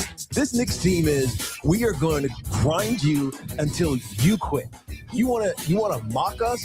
We're going to embarrass you, not by mocking you back, but by whooping your ass. Get Evan and Tiki on demand. Available on Apple, Spotify, wherever you get your podcast, and the free Odyssey app. You've probably heard all those ads for life insurance. Just a few dollars a day, apply online in minutes, no medical exam. Simple, easy, and cheap, right? Now you're thinking, maybe I should get a quote. Well, smart thinking. Everyone should have life insurance. But here's what they don't tell you. Those few dollars a day rates, they're for young people in perfect health. That's why everyone calls Big Lou the 50 to 60-year-old not-so-perfect candidate. Like you. You take prescription meds and you're overweight. Winner, fried chicken dinner. Well, Big Lou works with life insurance companies that want people like you with no surprises after you apply. In fact, if you're a 50-year-old guy with a few health glitches, Lou could probably find you $1 million of term life coverage for about $200 a month. So yeah, you need life insurance. But unless you're young and healthy, you gotta call Big Lou because he's like you, older, heavier, and on meds too. Get a quote right now at 800-700-6898, 800-700-6898, or biglou.com. Do you owe $10,000 or more to the IRS like Mark? I've been doing home remodeling for 30 plus years, but the economy crashed. I wound up losing my home, losing my job, and on top of that, owing the IRS a ton of money. I owed the IRS $114,000. It really, truly was the worst part of my life. Then Mark found tax relief advocates. On news radio, I heard about TRA, and I thought, what's the worst that could happen? So I picked up the phone and I called them. When it was all said and done, TRA settled my $114,000 debt for $100, and I'm telling you, I was ecstatic. Could not believe it. Would recommend TRA to anyone. If you owe 10 or even hundreds of thousands of dollars to the IRS, don't lose hope. Do what Mark did and call TRA for a consultation. But TRA did. They gave me a second chance, and I'm forever grateful. Visit TRA.com or call 800-491-9914. 800-491-9914. That's 800-491-9914. At City Harvest, we're on the road every day rescuing millions of pounds of nutritious food for New Yorkers in need, transforming surplus food into sustenance, sustainability, and smiles. That's how we feed good. Donate at cityharvest.org. Imagine a gentleman's club with over 200 gorgeous exotic dancers every week. Hey, big boy. From the people who make fantasies come true, Gallagher's 2000 in Long Island City is the place to be. Gallagher's 2000, a gentleman's club for today, gentlemen. Gallagher's 2000 features 2 floors, 3 stages, discounted drinks, VIP, champagne rooms, and dinner specials every night. Gallagher's 2000 offers complimentary lunch Thursdays and Fridays with any drink purchase. Come on down, big boy. Gallagher's 2000 is New York's largest upscale gentleman's club, and Gallagher's 2000's bachelor parties will blow you away. For their bachelor party specials, call 718-361-1348. Gallagher's 2000 is located at 4319 37th Street in Long Island City, Queens, just a half a block north of Queens Boulevard. Call 718-361-1348. Gallagher's 2000 is unlike any club in New York. Come tonight for the time of your life. Gallagher's 2000. Let your imagination run wild. At Town Fair Tire, New England's largest name brand discount tire dealer, you get it all. The guaranteed lowest price, the most free services, and we accept all valid rebates from any manufacturer and from our competition. Yes, we accept them all, even competitor rebates. Town Fair Tire, New England's largest discount tire dealer, now with over 120 stores from Connecticut to Maine. Nobody beats Town Fair Tire. Nobody. Name brands at discount prices. Town Fair Tire. For year-round home comfort and energy savings, you need the best HVAC system and service. That's why you need to go with Petro. Right now, Petro has an offer for a new energy-efficient central AC system from America's most trusted brand, Trane, with $0 down and low monthly payments. For expert AC tune-ups and 24/7 emergency repairs, go with your local HVAC pros. Go with Petro. Go to petro.com, call 844-HVAC-4YOU or 844-482-2496 today. Playing in a lottery pool is a fun way to bring an office or friend group together. But to keep the positivity going, you should create some pool rules. Have a pool leader, know who's involved, and make copies of your tickets. For more tips, visit the New Jersey Lottery's website at njlottery.com/pool rules. Attention. Have you racked up $10,000 or more in credit card debt? Are you barely getting by making minimum payments? With credit card debt reaching all-time highs, National Debt Relief is notifying consumers about significant debt relief options currently being made available to help those with overwhelming credit card debt. These options may reduce a large portion of credit card debt for those who qualify. You don't need to declare bankruptcy or take out a consolidation loan, and you may only have to pay back a fraction of what you owe, even if you have bad credit. National Debt Relief has already reduced the credit card debt for more than 550,000 consumers, so don't wait. If you owe $10,000, $20,000, or even $100,000 in credit card debt, you can now take advantage of this financial debt relief as the cost of living continues to skyrocket. To check what debt reduction you may qualify for, call 800-358-6868. That's 800-358-6868. Again, 800-358-6868. Talk sports after hours with Tommy Lugauer, 7 to midnight. WFAN, WFAN FM, WFAN FM HD1 New York, and Odyssey Sports Station. Another hour up until Danielle McCartan at 2. You can always hit me up, 888-808-1019 on the phones or at Hoff WFAN on social media. Now, Ray, I have to ask a question. I don't mean to be stupid, but I see a picture floating around. And now there's been a lot of pictures floating around lately of women at sporting events. And I clearly can tell that they're CGI, they're AI, it's not a real person.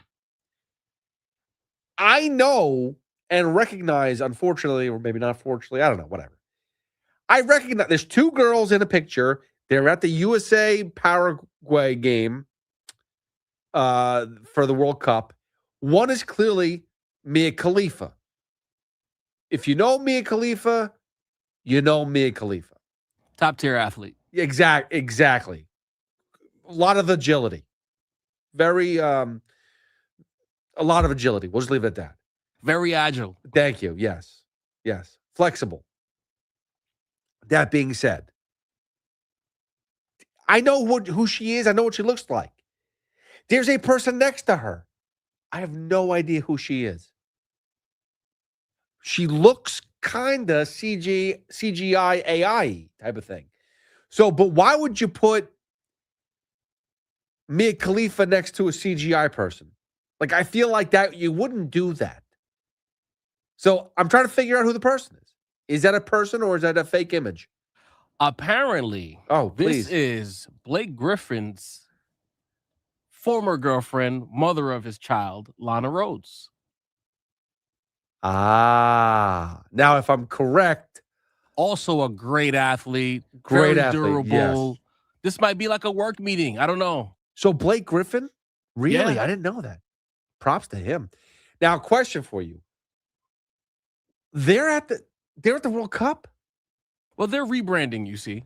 Yeah, I guess they used to play in other sports and they're now soccer. Correct. You athletes. know, after you have a good playing career, you want to get into your second act. I think Mia's in her second act, and also Lana had made a statement maybe a year ago that after the Blake thing, she kind of wanted to rebrand as well. So I think what you're seeing here is a collaborative rebrand. I'm just surprised because here's the thing is, to me, this picture looks like it's highlighted from a broadcast. Am I right? Well, the bros would know what's going on, considering the target audience for the World Cup. Yes. So that means to me, somebody on the broadcast decided to make a highlight reel and put these two fine athletes on the screen. Well, no it's problem rare with that. You that. get two Hall of Famers together, you know. It is true. Now, I have no problem with that. But it's just, I don't see Fox 5, I don't see FS1. So, okay, maybe it's a European broadcast. Well, yeah, you know, the European contingent, they're a lot more looser about certain things. I don't see Brazers. I mean, what's the other TV network that I'm thinking of?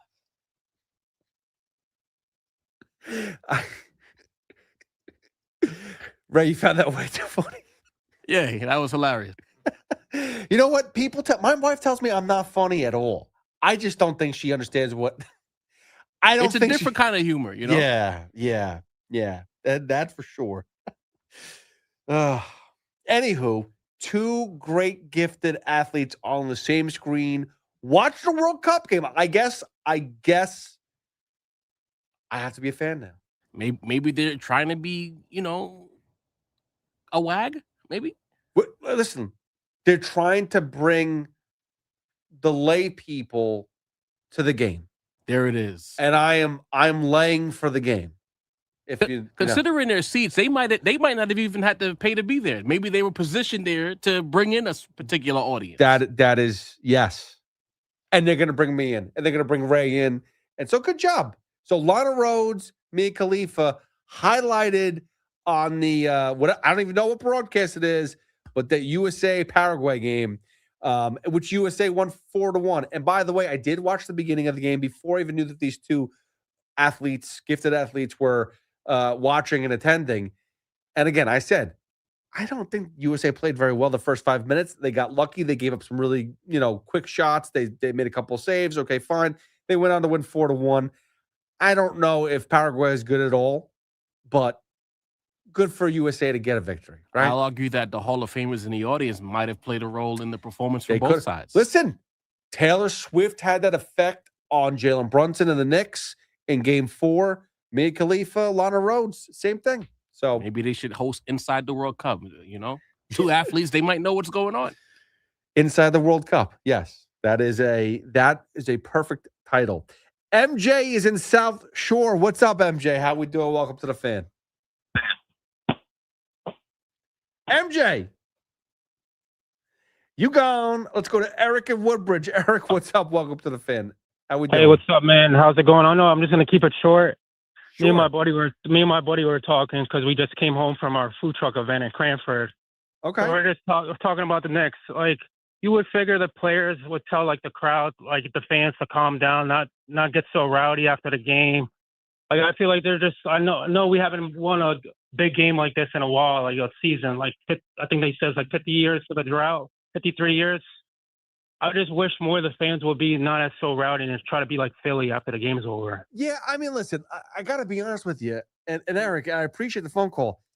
Right, maybe I'm an idiot. I don't think the fans have been that bad. I think you've had a couple of stragglers who've been really stupid, but it's not like I'm sorry. I've seen the city in shambles. We've all seen the city in shambles over the past few years, for stupid things. They have not done anything like that. Like I'm up and down the city. I don't see. I got. There's no issues. There's no issues. Yes, there were a few minor issues, and they've been taken care of. I don't think we have to worry about the fans. I really don't. Well, they highlight a couple of things that happen. And, if you watch the news enough, you start to believe that this is the main thing that's happening outside. Yeah. Meanwhile, it's probably an isolated incident. Although what happened at Bryant Park was a lot. Game 4, they were much more well-behaved by comparison. Yes. Oh, 100%.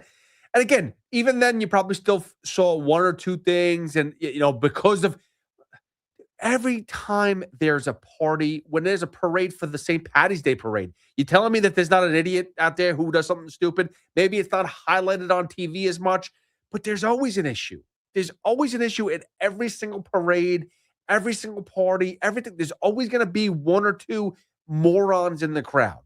And that's all it is. So let's relax. Let's relax. Nobody is burning the city down. I'm sorry. It's just not going to happen. I'm not worried about it because I think I think at the end of the day, the people that are going to be celebrating this unbelievable occasion or whenever it happens, I think we're going to want to have a parade. And the only way to have a parade is to make sure that we don't do something stupid as a whole. But I think that we're smarter than that. I'm not even going to give it any more attention. I'm sorry. I can't get into it. It's not. How about this? Let's win first. Because that's the other thing. You talk about the city being up in arms and people being stupid. All I can tell you is this. There is a documentary when the Rangers won the Stanley Cup in 94, how Vancouver went crazy after they lost. How the place basically burnt down because of stupidity in 94. And I think, again, when they lost again, I think they lost to the Bruins one year. And again, same idea. Like the fans couldn't handle losing again, and they did some stupid stuff. So how about this? Let's win first before we worry about how we're going to celebrate. That's what we're worried about. Let's win. I mean, that's just, let's go out there and enjoy a victory. Let's go out there and watch and enjoy what's going on right now. Let's go and enjoy Jalen Brunson, OG Anunoby, Karl Anthony Towns, Mikal Bridges, Josh Hart, Mitchell Robinson, Deuce McBride, Landry Shamitz, and go down the list of players that have been significant on this team. And please, I beg you, I do not need to see Cat in foul trouble. That is the one thing I don't need to see in Game 5 because the amount of players that came in to spell for Karl Anthony Towns, Hawk Purdy, Shohan, they were terrible. The bench, I got to be honest with you, the bench was the worst it's been all season long.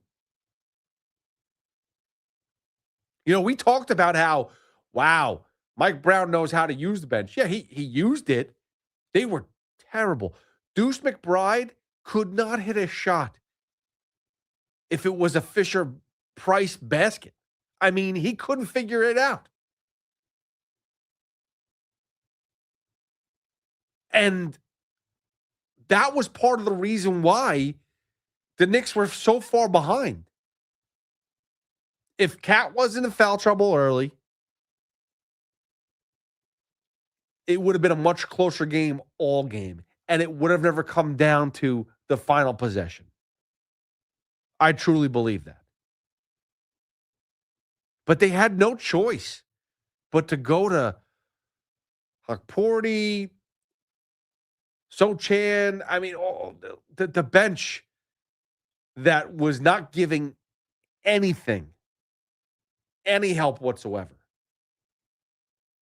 It was a disaster for the first half of this game. But they figured it out, and they came out on top. And that's the sign of a true champion, that it doesn't make a difference what happens throughout the game, that you still find a way to win, that you still find a way to fight back, and that's what the Knicks did.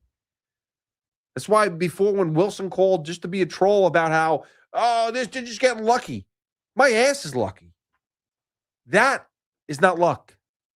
That is just a better team. 888-808-1019. That's the number to call. You can always hit me up at Hoff, WFAN, if you want to hit me up there. I will, just a hint, just a little bit, because I know some people want to talk about UFC. I'm not really going to be talking about the UFC a lot today, because even though there's a major event on Sunday, and it is major, I'm not going to get into it. I will put up a few videos that I have, a couple interviews I had. I had Cyril Gahn, I had Steve Garcia, and I tried to interview Josh Hokett, who is on the card as well. I didn't have much time with him because when I was interviewing him, I'm like, dude, I have a halftime that I have to do, halftime podcast I have to do with Craig and C-Mac, and he jumped on so late. I got like 5 minutes with him, and like he had to stall the interview because he spilled his Chipotle on the bed. And I'm just like, bro, I don't have a lot of time. We'll do this as best as possible. And then mid-answer, I had to I got to go. I'm sorry. I have a lot of things to do. I carry a lot of roles here. I would love to sit there and talk to Josh Hokett, who was a fighter. He beat Curtis Blades on a card, and basically the president was next to Dana White and said, that guy's got to fight at UFC Freedom 250. And they booked a fight, and he's fighting Derek Lewis, which is awesome. And then you watch Josh Hokett, and he's just he's a comedian. He's got, I don't know if it's special. I'm not really sure how to put it. He's got an aura about him. He's entertaining, that's for sure. And that's a guy that could probably win a championship just because he is so out there and he doesn't give an F. And with that attitude comes, charisma and strength. Until you lose, you don't know what it feels like. So just go into the cage and just cause havoc. He's also a former NFL player. He played for the 49ers, or at least was on the practice squad. And I forgot the other team he was on too. With all that being said, I'm very excited about the card. Check out the interviews that I put up on WFAN Daily. It'll be on YouTube. It'll be all over the place. And it'll be a fun night on Sunday. But before that, it's the NBA Finals, Game 5 on Saturday, and I'm looking forward to it. Mario, Long Beach, what's up, buddy? How we doing? What's going on, Hoff? I'm good, man. I'm good. You know, you know what you were saying about the bench was right, but one of the big things that really erased it all by the end is when they put in Alvarado. They would not win that game without Alvarado. You're right. Points. I did not talk about Alvarado at all, and he definitely deserves some love because he was so clutch. And it's amazing. Oh my God. I've talked about this with Anthony Gallo many times, who is one of the biggest Knicks fans that I know. In this building, there's a few really huge Knicks fans. I believe Gio is a huge Knicks fan. I know Al Cintron's a big Knicks fan. I know Tommy's a Knicks fan. And I know C-Mac's a Knicks fan too. Anthony Gallo is like, he's been bleeding Knicks since the moment I met him. Like, I've known him for probably close to 10 years now. He just oozes Knicks. It's For a while, it was very pathetic, to be honest with you. But now it's deserved. And he's somebody, we were talking about it.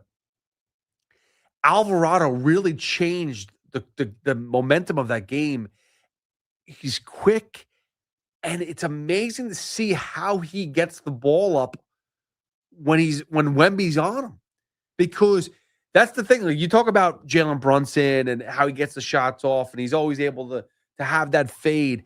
Alvarado is shorter than Brunson, and Wemby seems to always be on him, and he still gets a shot over Wemby. It's Jose Alvarado has done a tremendous job. So kudos to him. You're right on that, Mario. Yeah, and you know what it is too. Kudos to the coach on that too, to think of that, man, because they don't win the game because not only what that did was it allowed Alvarado to bring the ball up, so Brunson wasn't so tired bringing it up all the time. You know, well, right, and that Mario, we talked about that on the Carton show with McMonagle. Craig brought up a bunch of times saying I don't think Alvarado and Brunson had been on the court the same time all season long, if I'm correct. Like, they just were not. Maybe Brunson would sit and Alvarado would come in type of deal. But either way, that was a significant change. And you can see Brunson try the defense, the full court press by the Spurs is definitely fatiguing. No doubt about it. To Jalen Brunson. I mean, it is tough to get through. But the Alvarado aspect of it definitely changed things up. 888-808-1019. Val in the Bronx, my man. What's good, dude? Captain Hoff, what's going on, my man? How you doing? What's going on? It's been a minute since we talked, man. It's been a minute since we talked. Where you been? I feel like you haven't called me in a long time. What's up with that? Actually, let me say it this way. It's been a minute since we talked on air because I've been hitting you up a few times, tell you a couple of things while you're doing your 9 to 5 Monday through Friday. You know what I'm saying? But yes, it's been a minute since we talked on air. Yeah, it's been a minute since we talked on air. But I wanted to get in on the conversation because one, I got 3 things for you as far as offensively, 3 points that I need us to hit tomorrow for us to win the game. And I got one shout out. I know you. I just want to make it clear and say it because I know you said you're trying to stay away from that subject, but I just wanted to give a shout out to the gentleman from Staten Island who called earlier and brought it up because I feel like, he is right on so many levels, and I feel like we all have been kind of contributing to it without even knowing it. Because in all the conversations that we go through when we start talking about the dream of what happens, the conversation invariably at some point, and I'm sure everybody has said it at some point, if you think about it, you're going to hear what I'm saying and feel it. Everybody at some point has said, you know what, if we do this, can you imagine what the city will be like? Can you imagine what has happened? We've all kind of been feeding into it, and I think the wrong ears have heard that and think that means like go buck wild crazy and do all the nonsense, stupid stuff. And that's not what we're saying. So shout out to him because that was really well said when he said it earlier. And Val, and I just want to interrupt real quick. Like, I agree with you exactly. Like, to your point, we talk about how the city is going to be amazing. The celebration is going to be ridiculous. Oh, it's going to be a madhouse. But that's not in a negative way. So I agree with you we don't mean that. it like that. We don't mean it like that. But the wrong ears hear that, and that's how they interpret it. Yeah, because there's always a bunch of idiots that like to just be stupid, and that's how they get attention. They don't know any better. That's all right.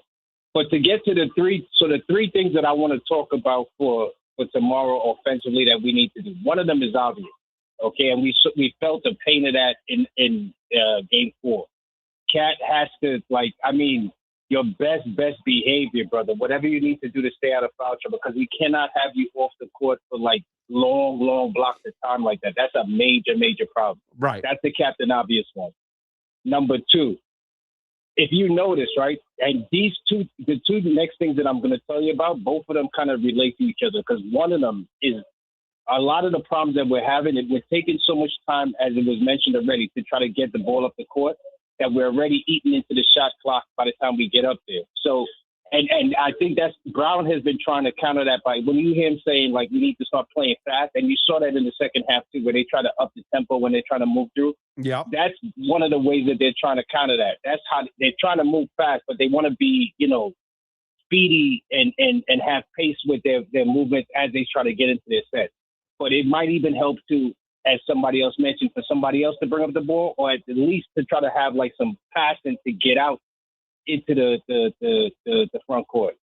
And the next thing that leads with it, when they come through like that, as they're coming through, if you notice what's been happening when we get into our stagnant situations, right? It's that they kill us as we're trying to get up court, and then when we do get over the half court line, the first thing the next guy does, whoever has the ball or when the next pass is made, everybody is taking the time to look now to see where Wemby is.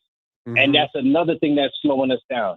The way we need to attack Wemby, you have to you hear people say it all the time, the way you attack a big man, you got to run at them and go at their chest.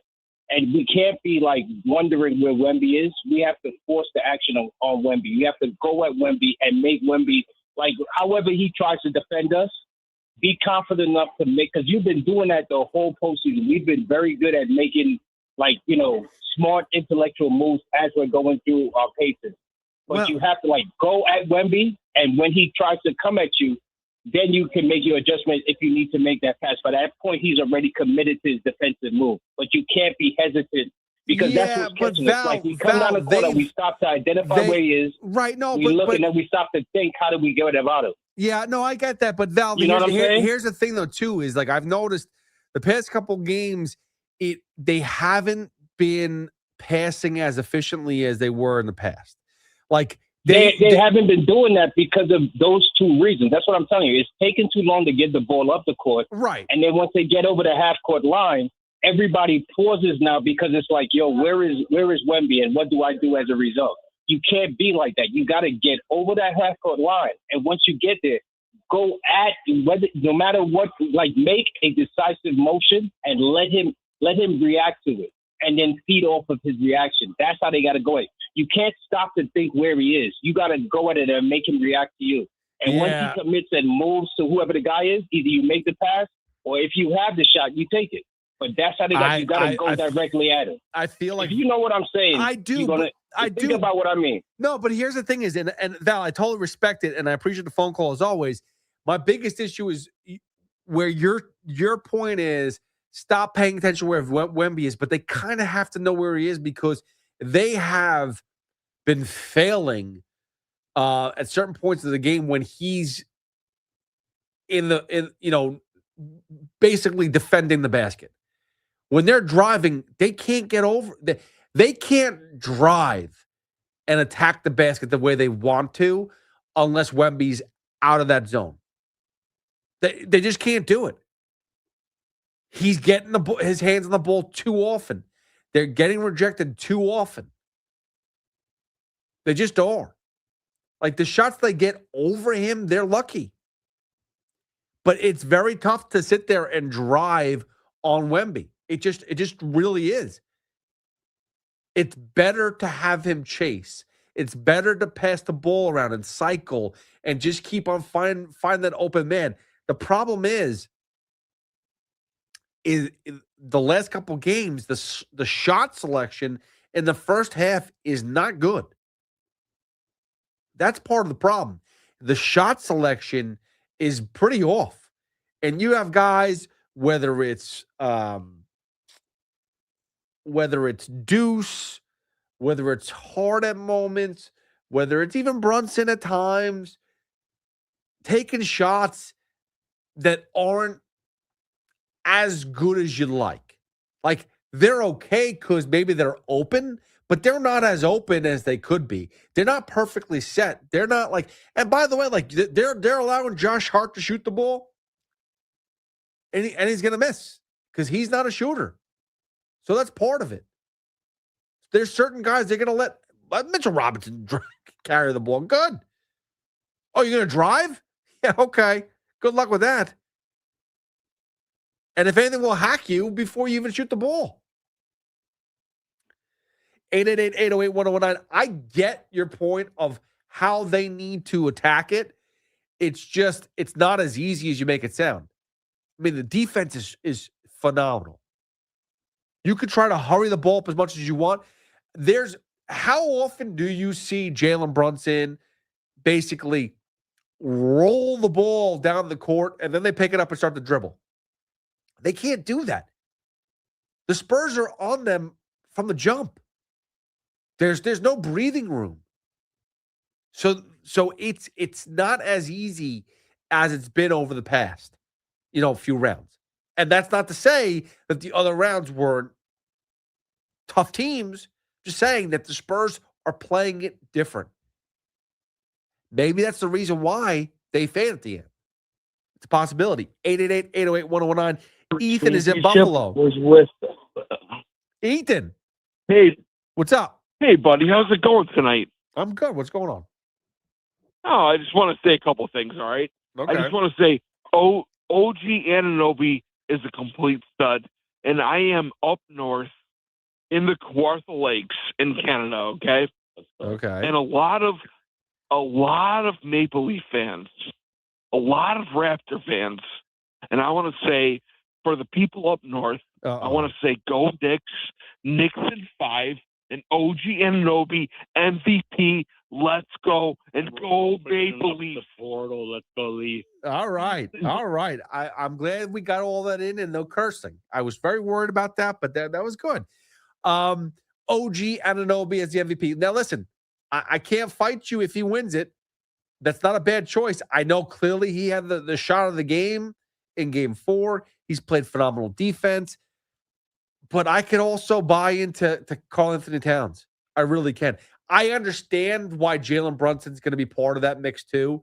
Like Jalen Brunson can win MVP because of just what he's meant to this franchise over the past few years, what he's meant, over the playoffs these past few years. I get it. OG has had some significant shots clearly in game 4. Clearly, his defense has been a huge part of it too. But I look at it and go, I think Karl Anthony Towns has had some of the most impact, especially in the wins. If you want to say what was the bigger play, OG Anunoby, with the rebound was amazing in game 4. But Karl Anthony Towns had the tip. And by the way, so underrated on this play.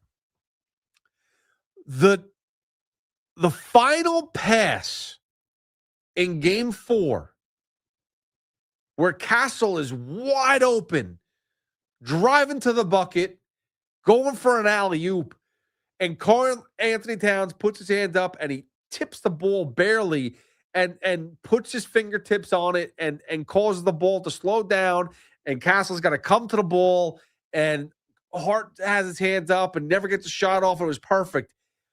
The most incredible part about that play that nobody talks about, that nobody even knows, I think, is that Karl Anthony Towns, before the ball gets inbounded, kind of like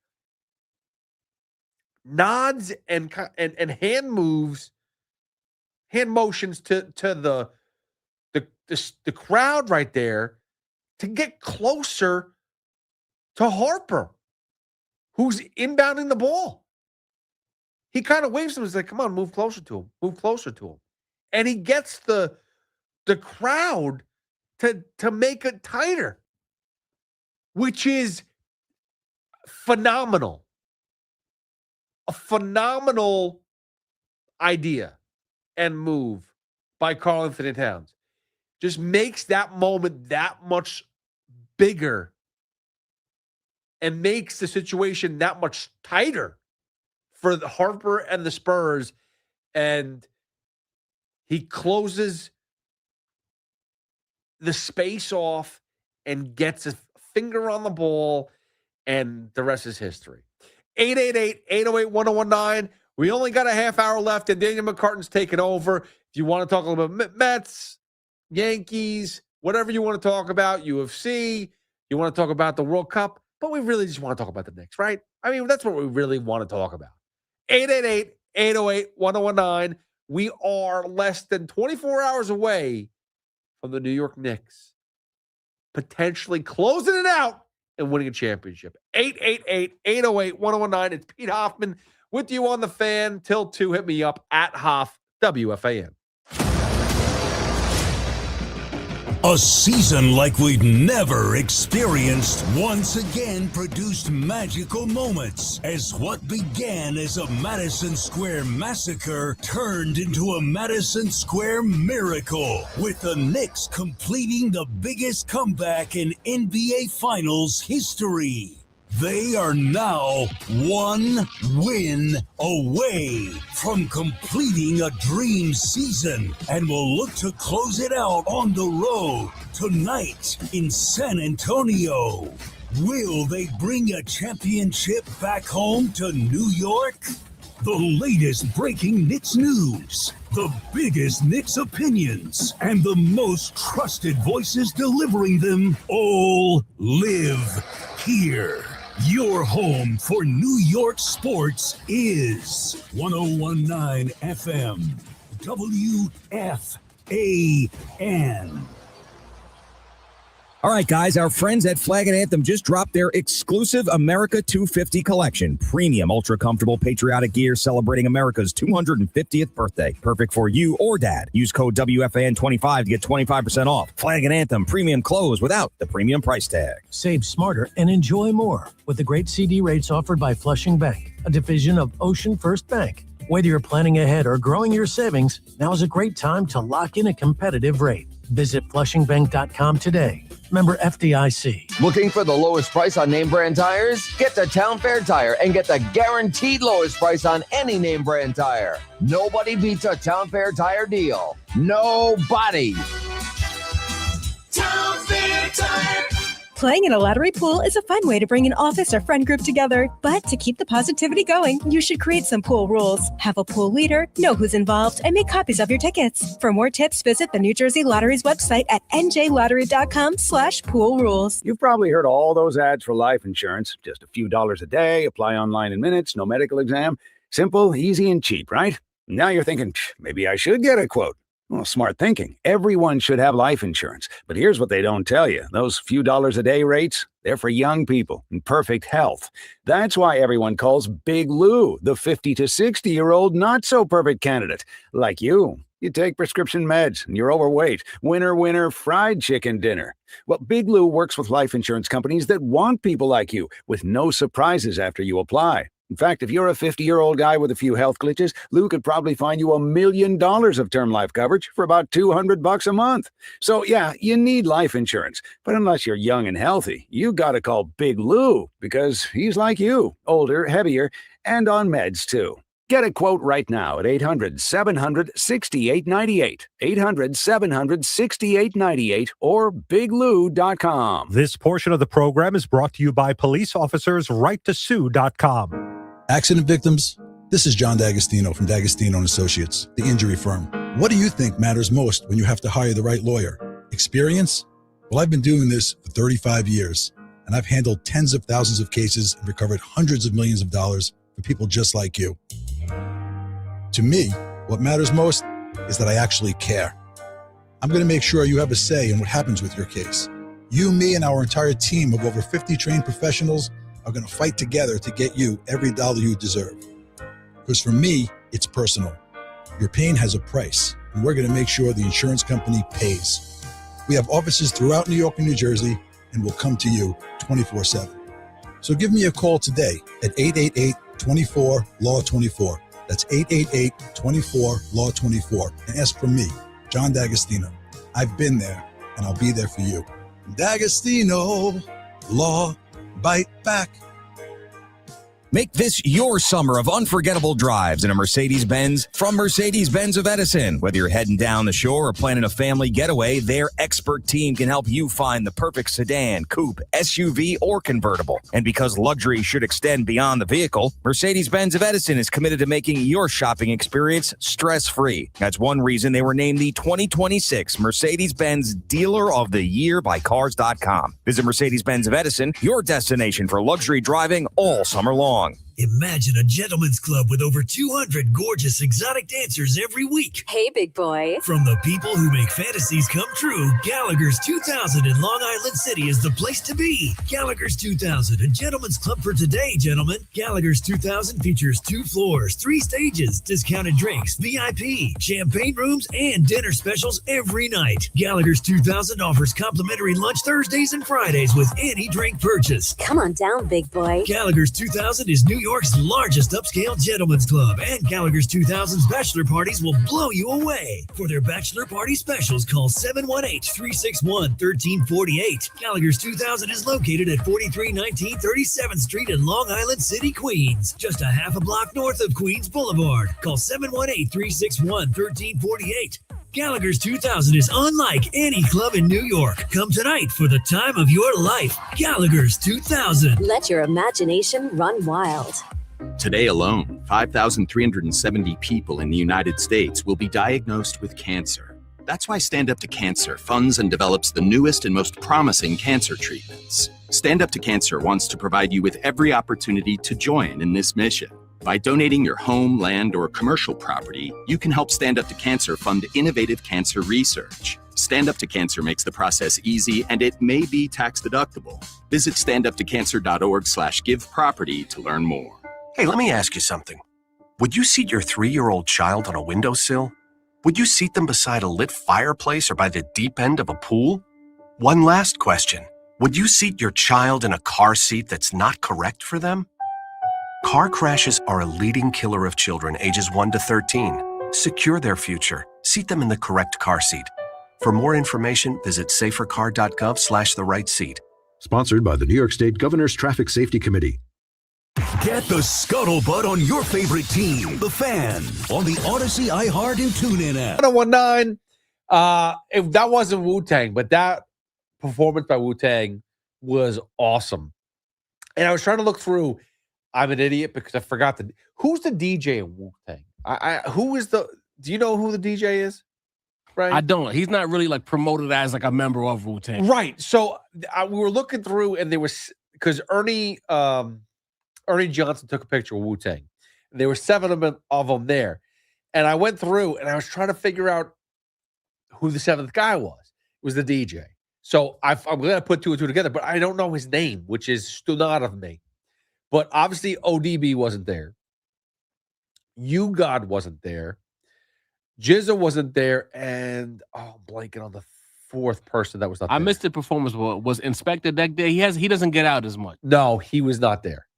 He was the other one that wasn't there. Why does he not get out as much? I don't know. When I go to the shows, I know you usually get your Raekwons, your Ghosts, your Methods, your RZAs. Those are the guys who are usually at most of the Wu-Tang shows. I don't know what the situation is beyond that. Okay, so maybe there is a situation. Maybe it's always a situation. Yeah, there's always something. But again, I think they're playing soon, right? Are they not playing in was it in Wantagh? I think they're playing locally. Yeah, I think they have like a little mini tour going on right now. Yeah, I need to see them. That's the one artist that like I have not seen yet live, and I don't understand why I've met. Yeah, they do a great job. I'm sure they do. They're phenomenal. Like they pumped up. You talk about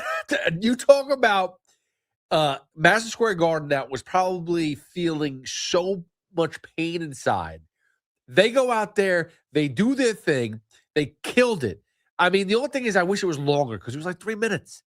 They did Cream, they did Method Man, and then what was the last song they did? They did Shame, right? Was it Shame or Shame? That's older, or was it Protect Your Neck? I don't know. I think it was Shame. I gotta go back and listen to it now because I can't remember. No, maybe it wasn't Shame. Yeah, maybe I'm wrong on that. Oh no, they said Wu-Tang Clan ain't nothing to F with. Well, that will be the song that would get the crowd going. Yeah, so that's what. But they didn't. They said Wu-Tang Clan ain't nothing to fuss with. That's how they opened it. So they did that. Then they did Cream, or then they did Method Man, and then they did Cream. Either way, great songs, all phenomenal. I needed more. Like, you can't, that's a tease right there. That's not, you have a whole halftime. I know it's like 12 minutes long, but yeah, you could have gone at least 2 or 3 more songs. Give me something. I wanted a Ghostface verse, man. He didn't go solo at all. It was Method Man, it was Raekwon, and it was RZA. Those three had like their verses, and then the group kind of did their thing. But I needed more. Like, I was feeding for it. When you say Wu-Tang, but the best part about it was at the end, I think it was RZA, was straight up like, Knicks in 5. They're getting blown out at home, but Knicks in 5. And it was like, what? And you know what? That, along with Taylor Swift, I really do think that that's what changed the momentum. Like, you just add people like, yo, we don't care. We're winning this. That type of attitude really helps. And I think it changed the vibes. I really do.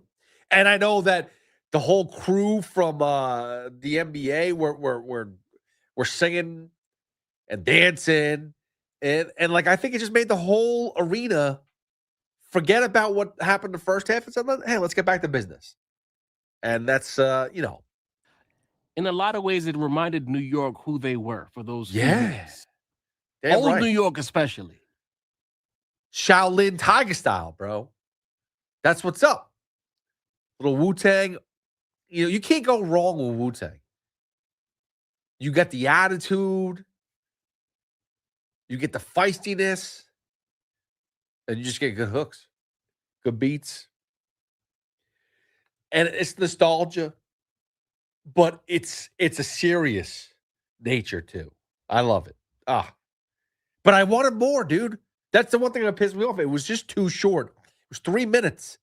Like, it was a tease. I needed more.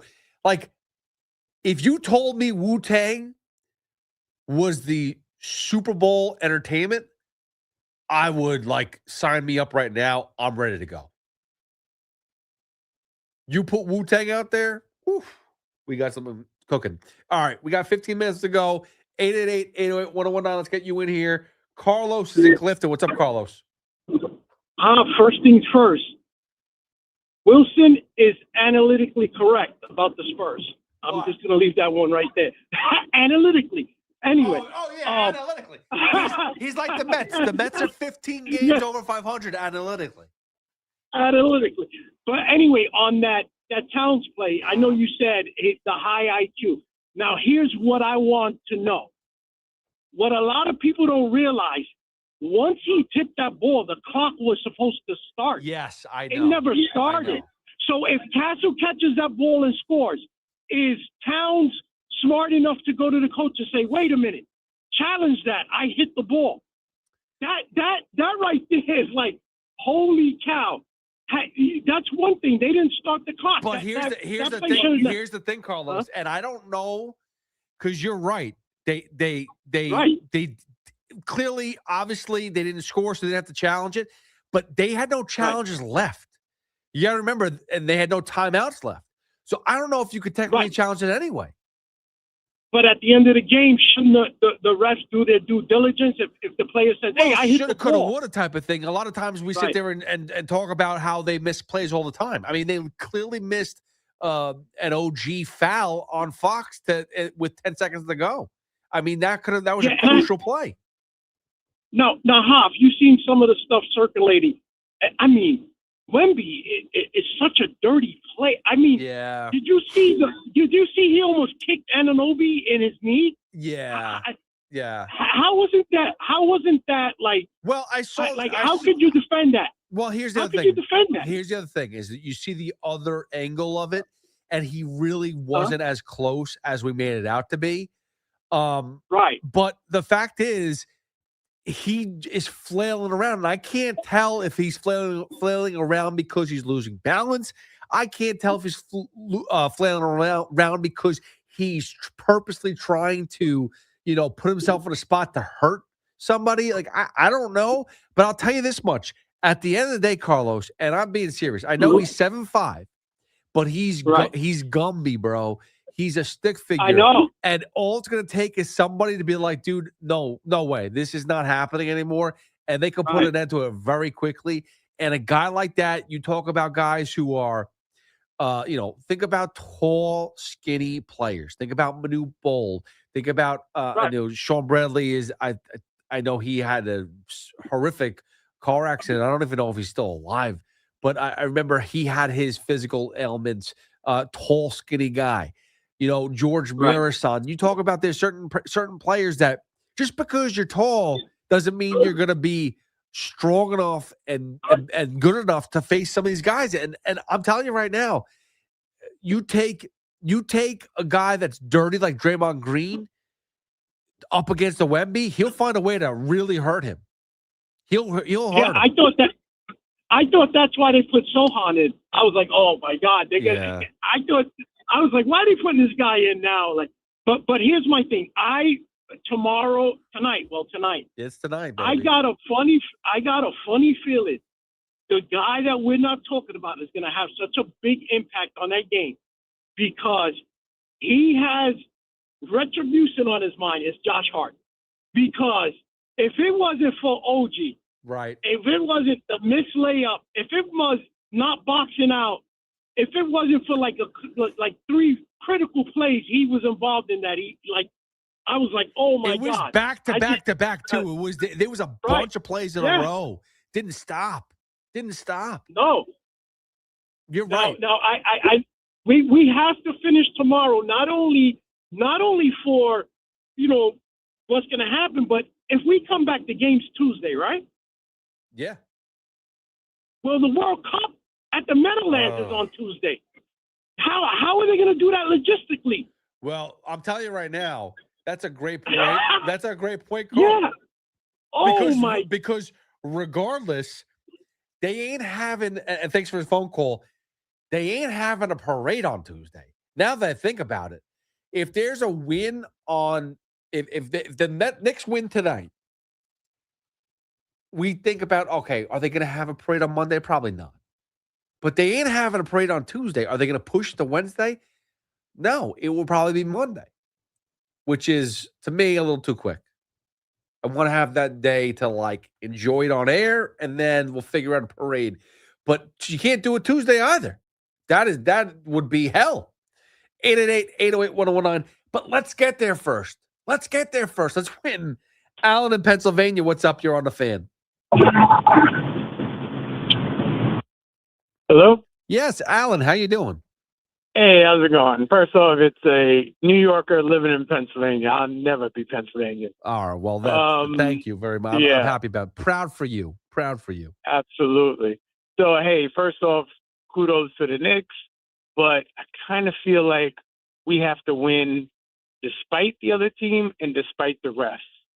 The refereeing is almost like they've had a memorandum to make it a long series. The calls just aren't even, and you don't have to see that play to know that that tall stick figure is a thug.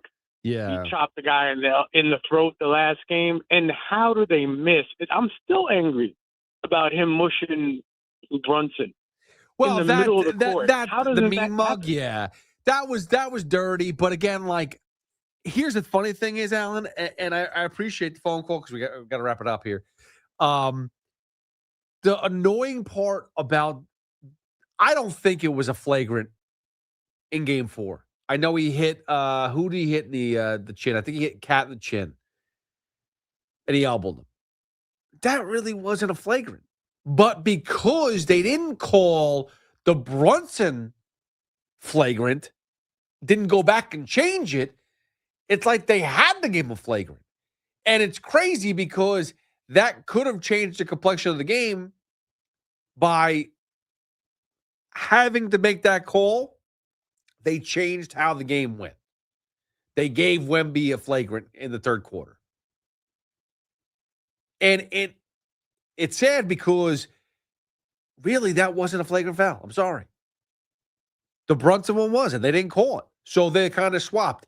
Maybe it turned out in the Knicks' favor. But he is a dirty player. It is what it is. At the end of the day, doesn't make a difference. The Knicks are not letting that get to them. At moments they are, but they're not causing the game to get out of hand because Wemby's a dirty player. It's just not. And by the way, before we finish the show, I did notice one thing in the Met game. They finally got rid of the construction jacket. They got rid of it. And no offense to anybody who works in construction. This is not a slight on you. It's better off that they got rid of it because that was one of the dumbest celebrations they ever had. They now have a Spider-Man mask. I don't know if that's any better. Honestly, what they should do is put a bag over their face. That's what they should do. I'd feel better about that. Paper bag over your face after every home run. That would make me feel better and more connected as a fan. Thank you to Ray Jarvis. Thank you to Paul Rosenberg from earlier. Thank you for everyone that called. Hit me up on @HoffWFAN on all social media. I appreciate you guys. Let's go Knicks. Game 5 tonight. Halftime, post-game on YouTube. Carton Show. Chris McMonagle, myself, Anthony Gallo, who may be on air at the time anyway. @HoffWFAN, follow me. See you guys later on tonight. Danielle McCartan coming up in a few. Stay right here. Guys, have a great weekend. Let's go Knicks. Sports Radio 101.9 FM. WFAN.